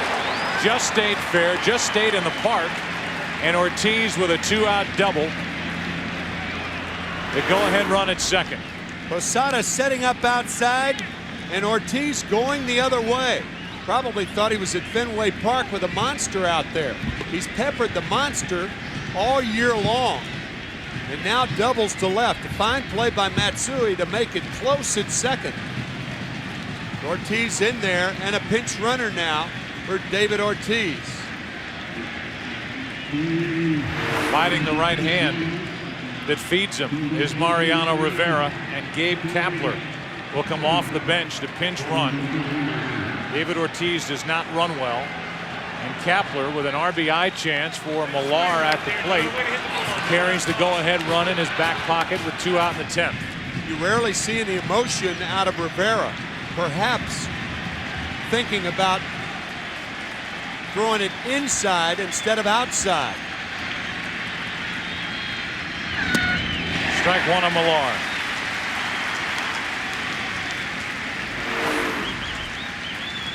Posada sets up outside. Supposed to be a backdoor cutter, and just a terrific piece of hitting by David Ortiz. Millar trying to deliver with 2 outs.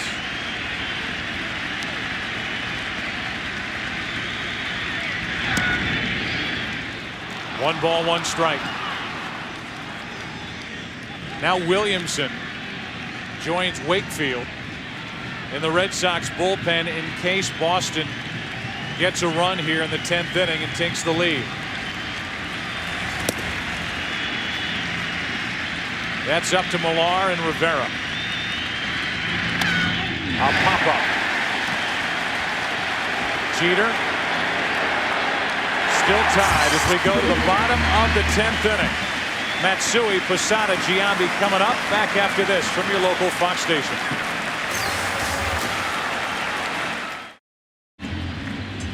Tim Wakefield, the knuckleballer who has been so good in this series, takes over. It is midnight in the Bronx. We're in the bottom of the 10th inning, and Wakefield, this postseason, 2-1. But so far, he was the winner in game number 1 of this ALCS. And then came back in game number 4 and got the victory. He has been as valuable a member of the Red Sox as they've had in this series with the Yankees. And now with his catcher, Mirabelli, behind the plate. Matsui is at the plate. 5-5 game. Dangerous foul ball into the seats. 1 ball, 1 strike.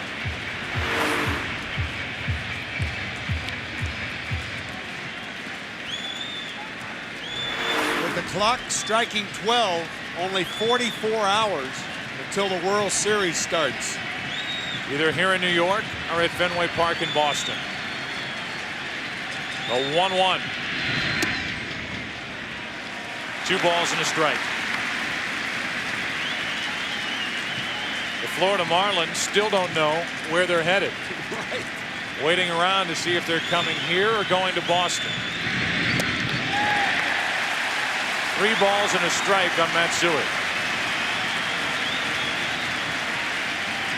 It took Wakefield the first inning to really settle in that game 4 start when he turned in 7 outstanding innings. To first, Millar takes it and steps for the out. Obviously, Wakefield does not have that luxury tonight. Posada now. The interesting thing, along with all the other interesting things, is that the Yankees have nobody warming up in their bullpen, which means that unless they win it here, Mariano Rivera most likely will go out for the top of the 11th inning. The last time he worked more than 2 innings was April of 2000.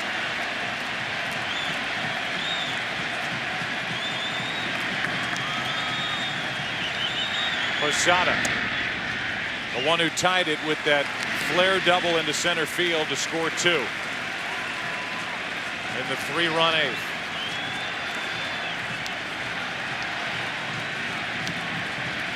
The 1-0. Posada held up 2-0.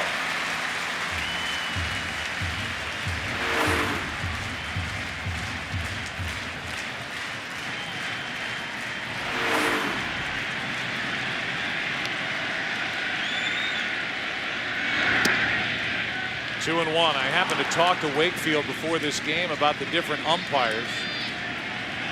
The man behind the plate, Tim McClelland, is one that he likes, an umpire whose work he appreciates. So important when you're flipping that knuckler up there. This might drop. Damon on the run, 2 out. Playing deep. Sounded like another broken bat for Posada, and that's out number 2.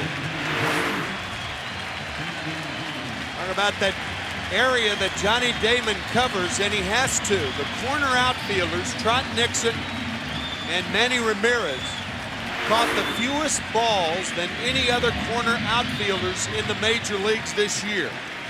So Damon has to cover a lot of ground.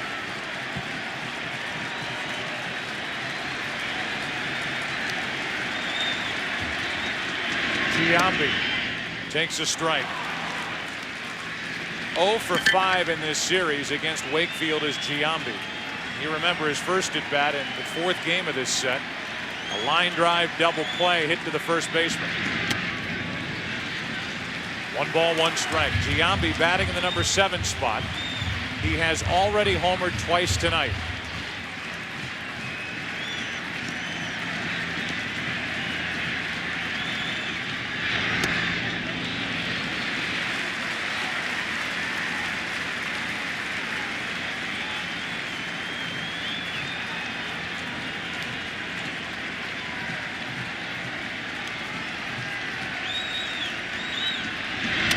That's foul.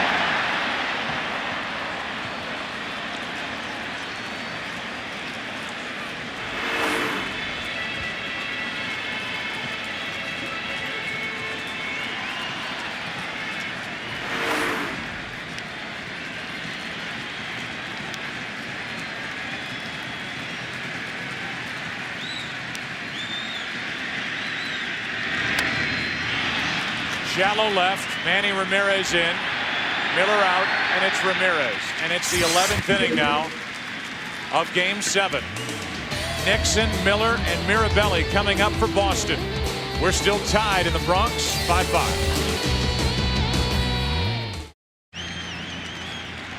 Top of the 11th inning now, 5-5. Trot Nixon first up for Boston. Bill Miller and then Mirabelli.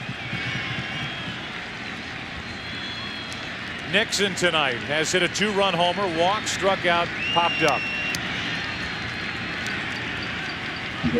Mariano Rivera out for a 3rd inning.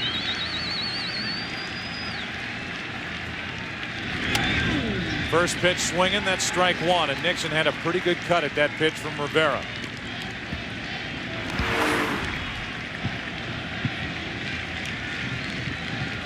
Nixon has hit some dramatic home runs for the Red Sox. Game 3 of the division series in extra innings against the A's for the first victory in that series for Boston. Last night in the 9th inning to give the Red Sox some breathing room. 0-2.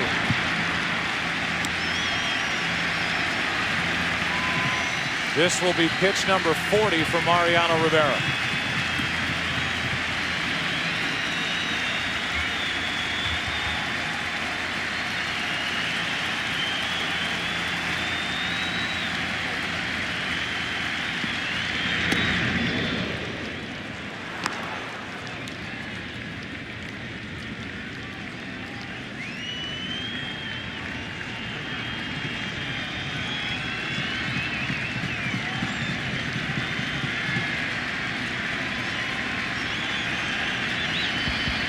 Nixon trying to get something started for the Red Sox in the 11th. 2 balls, 2 strikes.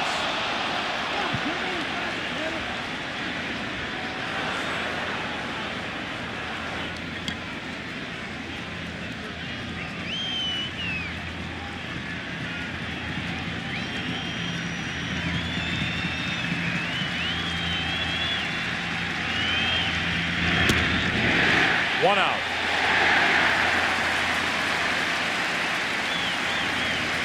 Miller coming up this week. It's a Fox NFL Sunday doubleheader. First, Brett Favre and the Packers try to rebound from that heartbreaking loss. They take on Mark Bulger and the Rams. Then the Buccaneers try to win their 2nd straight as they battle Terrell Owens and the 49ers or other regional action. Coverage begins noon Eastern, 9 a.m. Pacific. The biggest stories are in the NFC.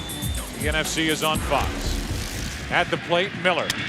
And a squirter up the middle. A lot of spin on it. Soriano makes the play. 2 out.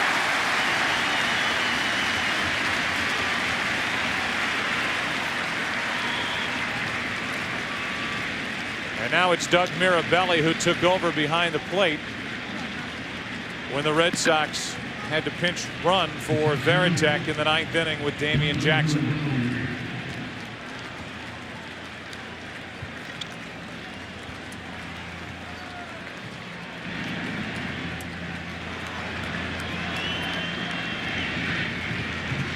The difference between the two pitchers right now, Wakefield is just like a starter. Rivera is a stopper. And in all probability, unless he gets a 1 or 2 pitch at bat, this would be his last inning. Strike 1 on Mirabelli. The last time Mariano Rivera went 3 full innings was in September of '96. That was when John Wetland was the closer and eventual World Series MVP for the Yankees when they defeated Atlanta.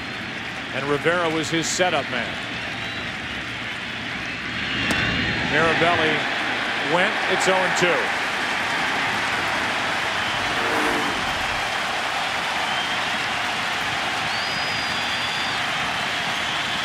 You've got to start it early, so it's tough to hold up when the ball's not a strike.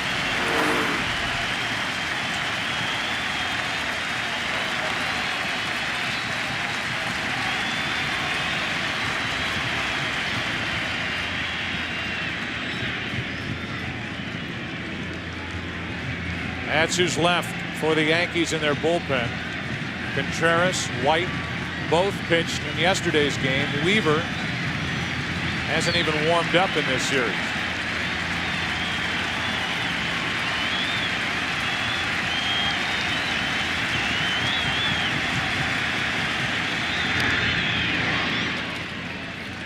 Still 0-2 on the Boston catcher.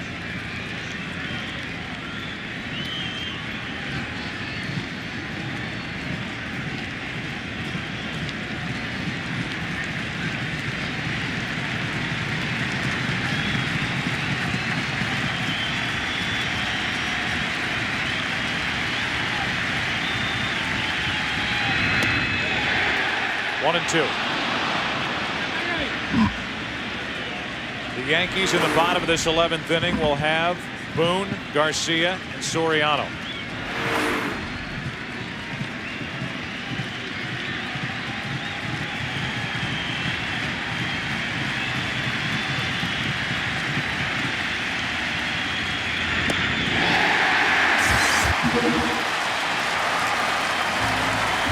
Three shutout innings from Mariano Rivera sets up the bottom of the 11th in Game 7.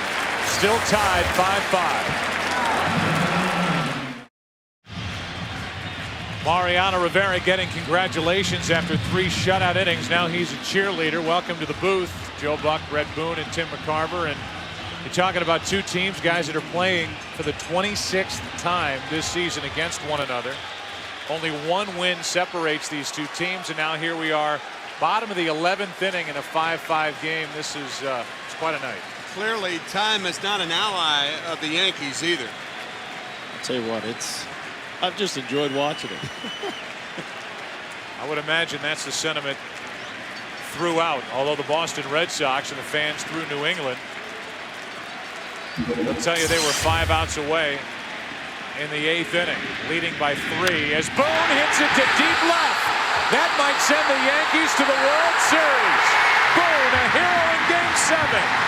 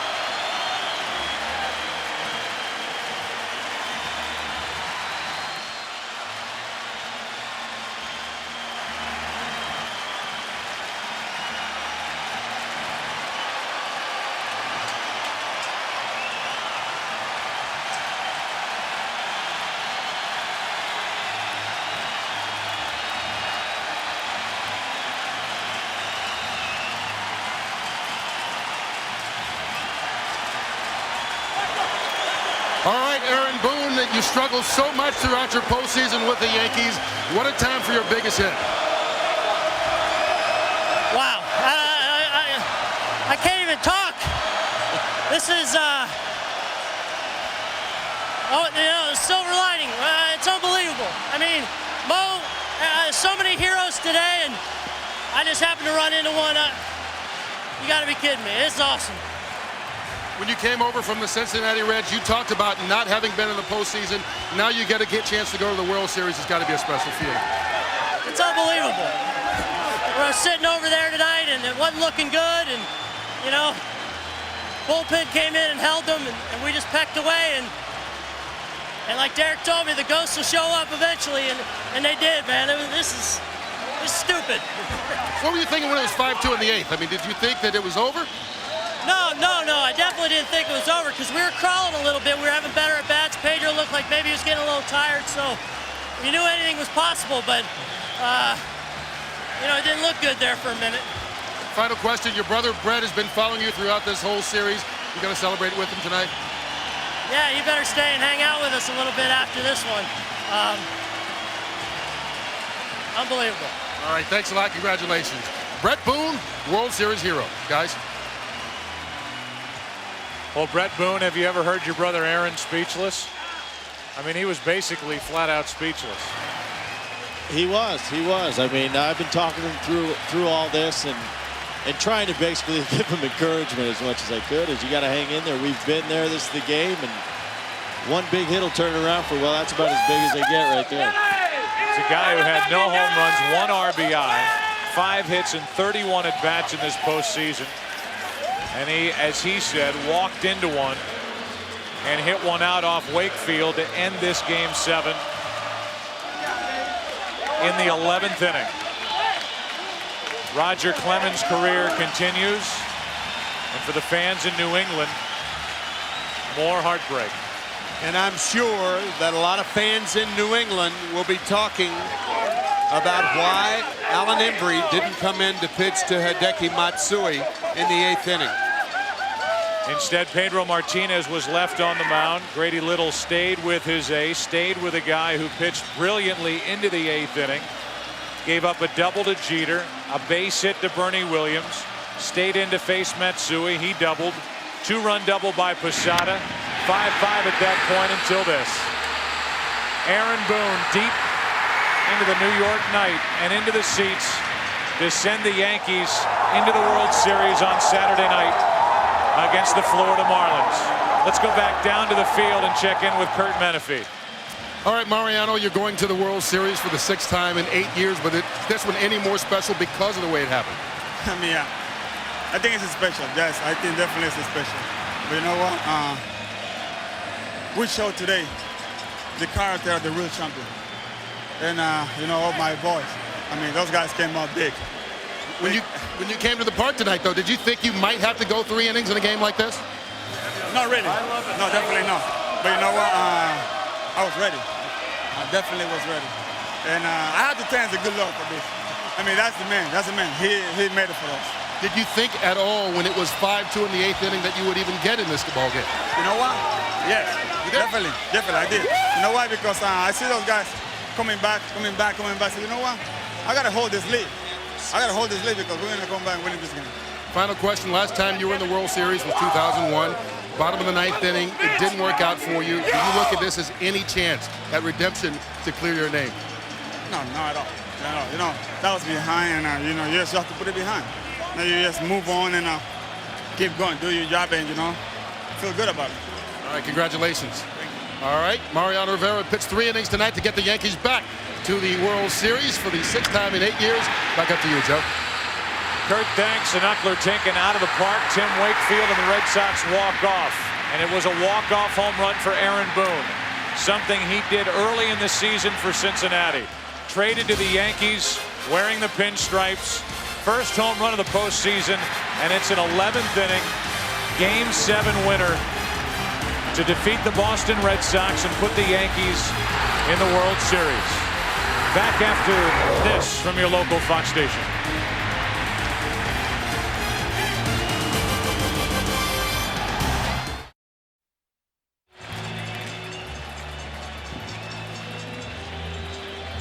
The final score, the Yankees win it in 11 innings here in Game 7 and win the series 4-3.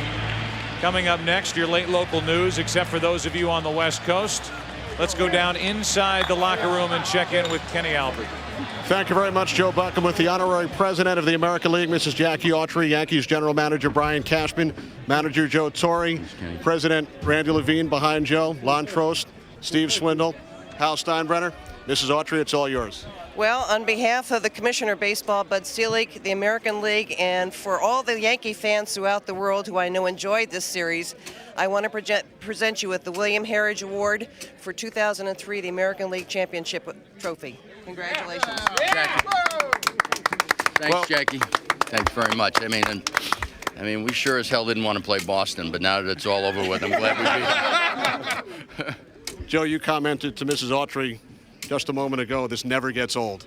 Oh, yeah, it never gets old. You know, you're not of a mind to say, you know, oh, we won a couple, let somebody else do it. Now, you get in that competition, I couldn't be more proud. I've had a great bunch of guys over the 8 years I've been here, but this ball club galvanized, and I felt it coming together our last trip to Boston, not the playoffs, before that, and they just started biting and scratching and doing a lot of things, not really caring what they look like, and it was...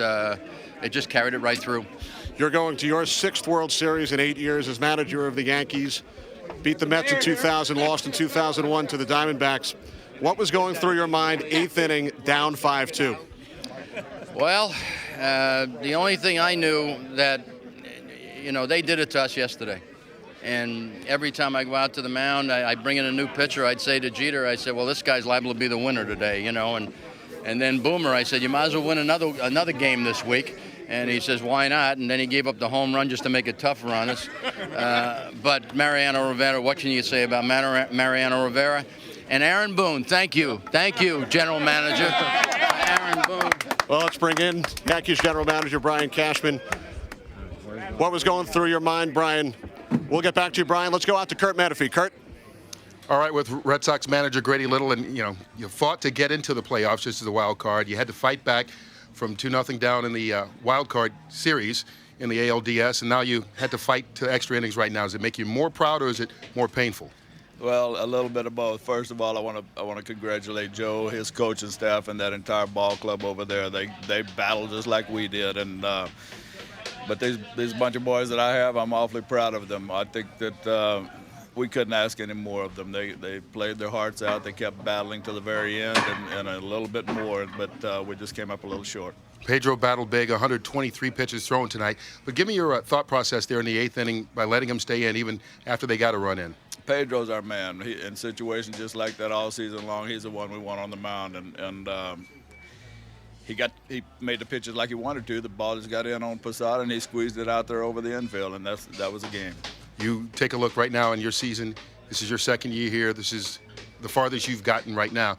And right now, once again, going into this offseason, what do you feel it takes to get over this hump, especially, being in the same division with the team that just knocked you out? We got to win one more game. And so we'll work on that and try to do it next year. All right. Thanks a lot, Grady Little. Thank you. Manager of the Boston Red Sox. Kenny, back to you. All right, Kurt, Brian Cashman, Yankees general manager, gracious enough to stay with us. Aaron Boone, series-winning home run. You traded for him. He struggled during the regular season, struggled in the postseason. But what were your thoughts when the ball left his bat? Well, we traded for him. We had a lot of people involved here that pointed them out. And, to tell you what, we have great scouts here. They continue to point us out. A couple of years ago, we got David Justice, who won the deciding game with a big home run off of Arthur Rhodes against Seattle, and now Booney. I credit our scouts and credit Booney and these players that didn't quit, and we're just tickled to death to be going back to the series. Well, I know the scouts have been following the Florida Marlins. Have you had a chance to think ahead to the World Series beginning here on Saturday? I haven't, but we've got a team of 7 guys that have been going hard after it. We set up it before the game, and Joe talked to our club about what time the meeting was for the players tomorrow, assuming we were going to win, expecting that we were going to win it. And now that meeting's going to take place starting at about 3 o'clock for the players, 1 o'clock for the coaches. So we're going to get after it. The work continues. Brian, congratulations. Thank you so much. We'll bring Mrs. Jackie Autry back up to present the MVP trophy of the American League Championship Series 2. Mariano Rivera. On behalf of the Commissioner of Baseball, I'm pleased to present you with the most valuable player called the Lee McPhail MVP Award for 2003 League Championship Series. Congratulations. Thank you. Congratulations to Mariano Rivera. Looked like you may have had a blister on your finger. We had some shots of you in the dugout. How'd you feel? I was feeling great. And I was kind of upset when Mel told me that I ain't gonna pitch in the next inning. But thanks God we won this game. All right, Mariano, congratulations. Thank you very much. Mariano Rivera, most valuable player of the American League Championship Series, as we send it back up to Joe Buck. Kenny, thanks, and thanks for your help during this series, and our thanks to Kurt Menefee as well. Joe Buck and Tim McCarver with you, and well, I don't know where you start with a game like this. We came in talking about how fitting to have a matchup of Pedro Martinez and Roger Clemens. We thought we might have seen the end of Roger Clemens and his glorious career.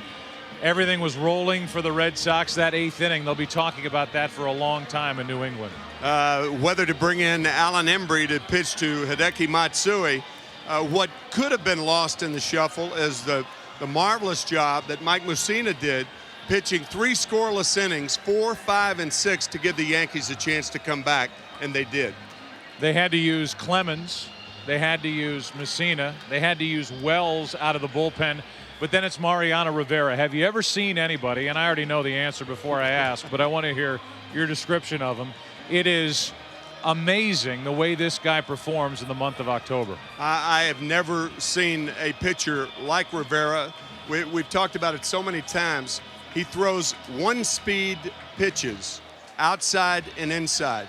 Major league hitters usually catch up to those pitches, but somehow American League hitters haven't caught up for them for 8 years now. Well, we are, I guess, less than 44 hours away from the start of this World Series with the Marlins and the Yankees right here at Yankee Stadium on Saturday night. The Marlins are probably in the air as we speak. As we speak, they took off immediately. When Boone hit that ball, they started up the jet engines. The final score in 11 innings, a final of 6-5. The New York Yankees are headed back to the World Series for the first time since 2001. Well, so many things to talk about as we wrap up. This has been a wonderful series. Grady Little deserves a lot of credit for the job that he did as manager of this Boston Red Sox team. People will talk about that 8th inning. We talked about the 8th inning. But the job he did of bringing people together on that club and getting them to this point. They never quit. They continued to fight, even into the extra innings here tonight. And as we are about to start the World Series Saturday night, this is the 100-year anniversary of the first World Series. A World Series that the Boston Pilgrims, the Boston franchise, won. They were so close, but more heartbreak in October for New England. And on the other side, you have Joe Torre and the job that he does year after year. 6th pennant in 8 years for Joe Torre. He sent Roger Clemens to the mound tonight. The career of Roger Clemens will continue on this October into the World Series. The final score, 6-5, Yankees over the Red Sox in 11. The coordinating producer of Major League Baseball on Fox and the producer of tonight's game, Michael Weissman. The director is Bill Webb. Our tape producer, Aaron Stoikov. Associate director, Kathy Hunt. The broadcast associates, Eric Billigmeyer and David Duvall. The VP of Field Operations, Jerry Steinberg. Our technical producer is Dave Hill. We do so much with Steve Horn, who assists us as our editorial consultant here in the booth. And we thank you for watching here tonight and look forward to Saturday night here at Yankee Stadium. The Florida Marlins, the New York Yankees, thanks to that from Aaron Boone in the World Series 2003. From all of us at Yankee Stadium, the house that Ruth built, we say so long. See you Saturday night. Jeannie and Kevin, it's all yours. Thank you, Joe. Old rivals reach the same destination, but only one gets to continue the journey. It's a Boone swoon. The Yankees are headed to the World Series. And maybe the Red Sox getting a little ahead of themselves before this Game 7. This is Fenway Park, painting the World Series logo on the field. Someone's got to clean that mess up. How about 5 outs to go 2 nights in a row? Yeah, with the Cubs. Last night couldn't get it done. Believe in curses? Yeah. I don't, but I think, you know, you'll see something like this tonight in the 8th inning. It's a managerial decision. That's the difference. It's not the curse. It's not about that. He left his ace in there, Pedro Martinez. If you got Alan Embry up, I agree with Tim McCarver. The key was Matsui. You got to face Matsui right there. Pedro runs out of gas. It's the longest he's ever gone in the postseason, but I understand it because he was his ace. And what about Mariano Rivera? Awesome. Can you say enough about him? No, the tightest cutter in Major League Baseball to a left-handed hitter.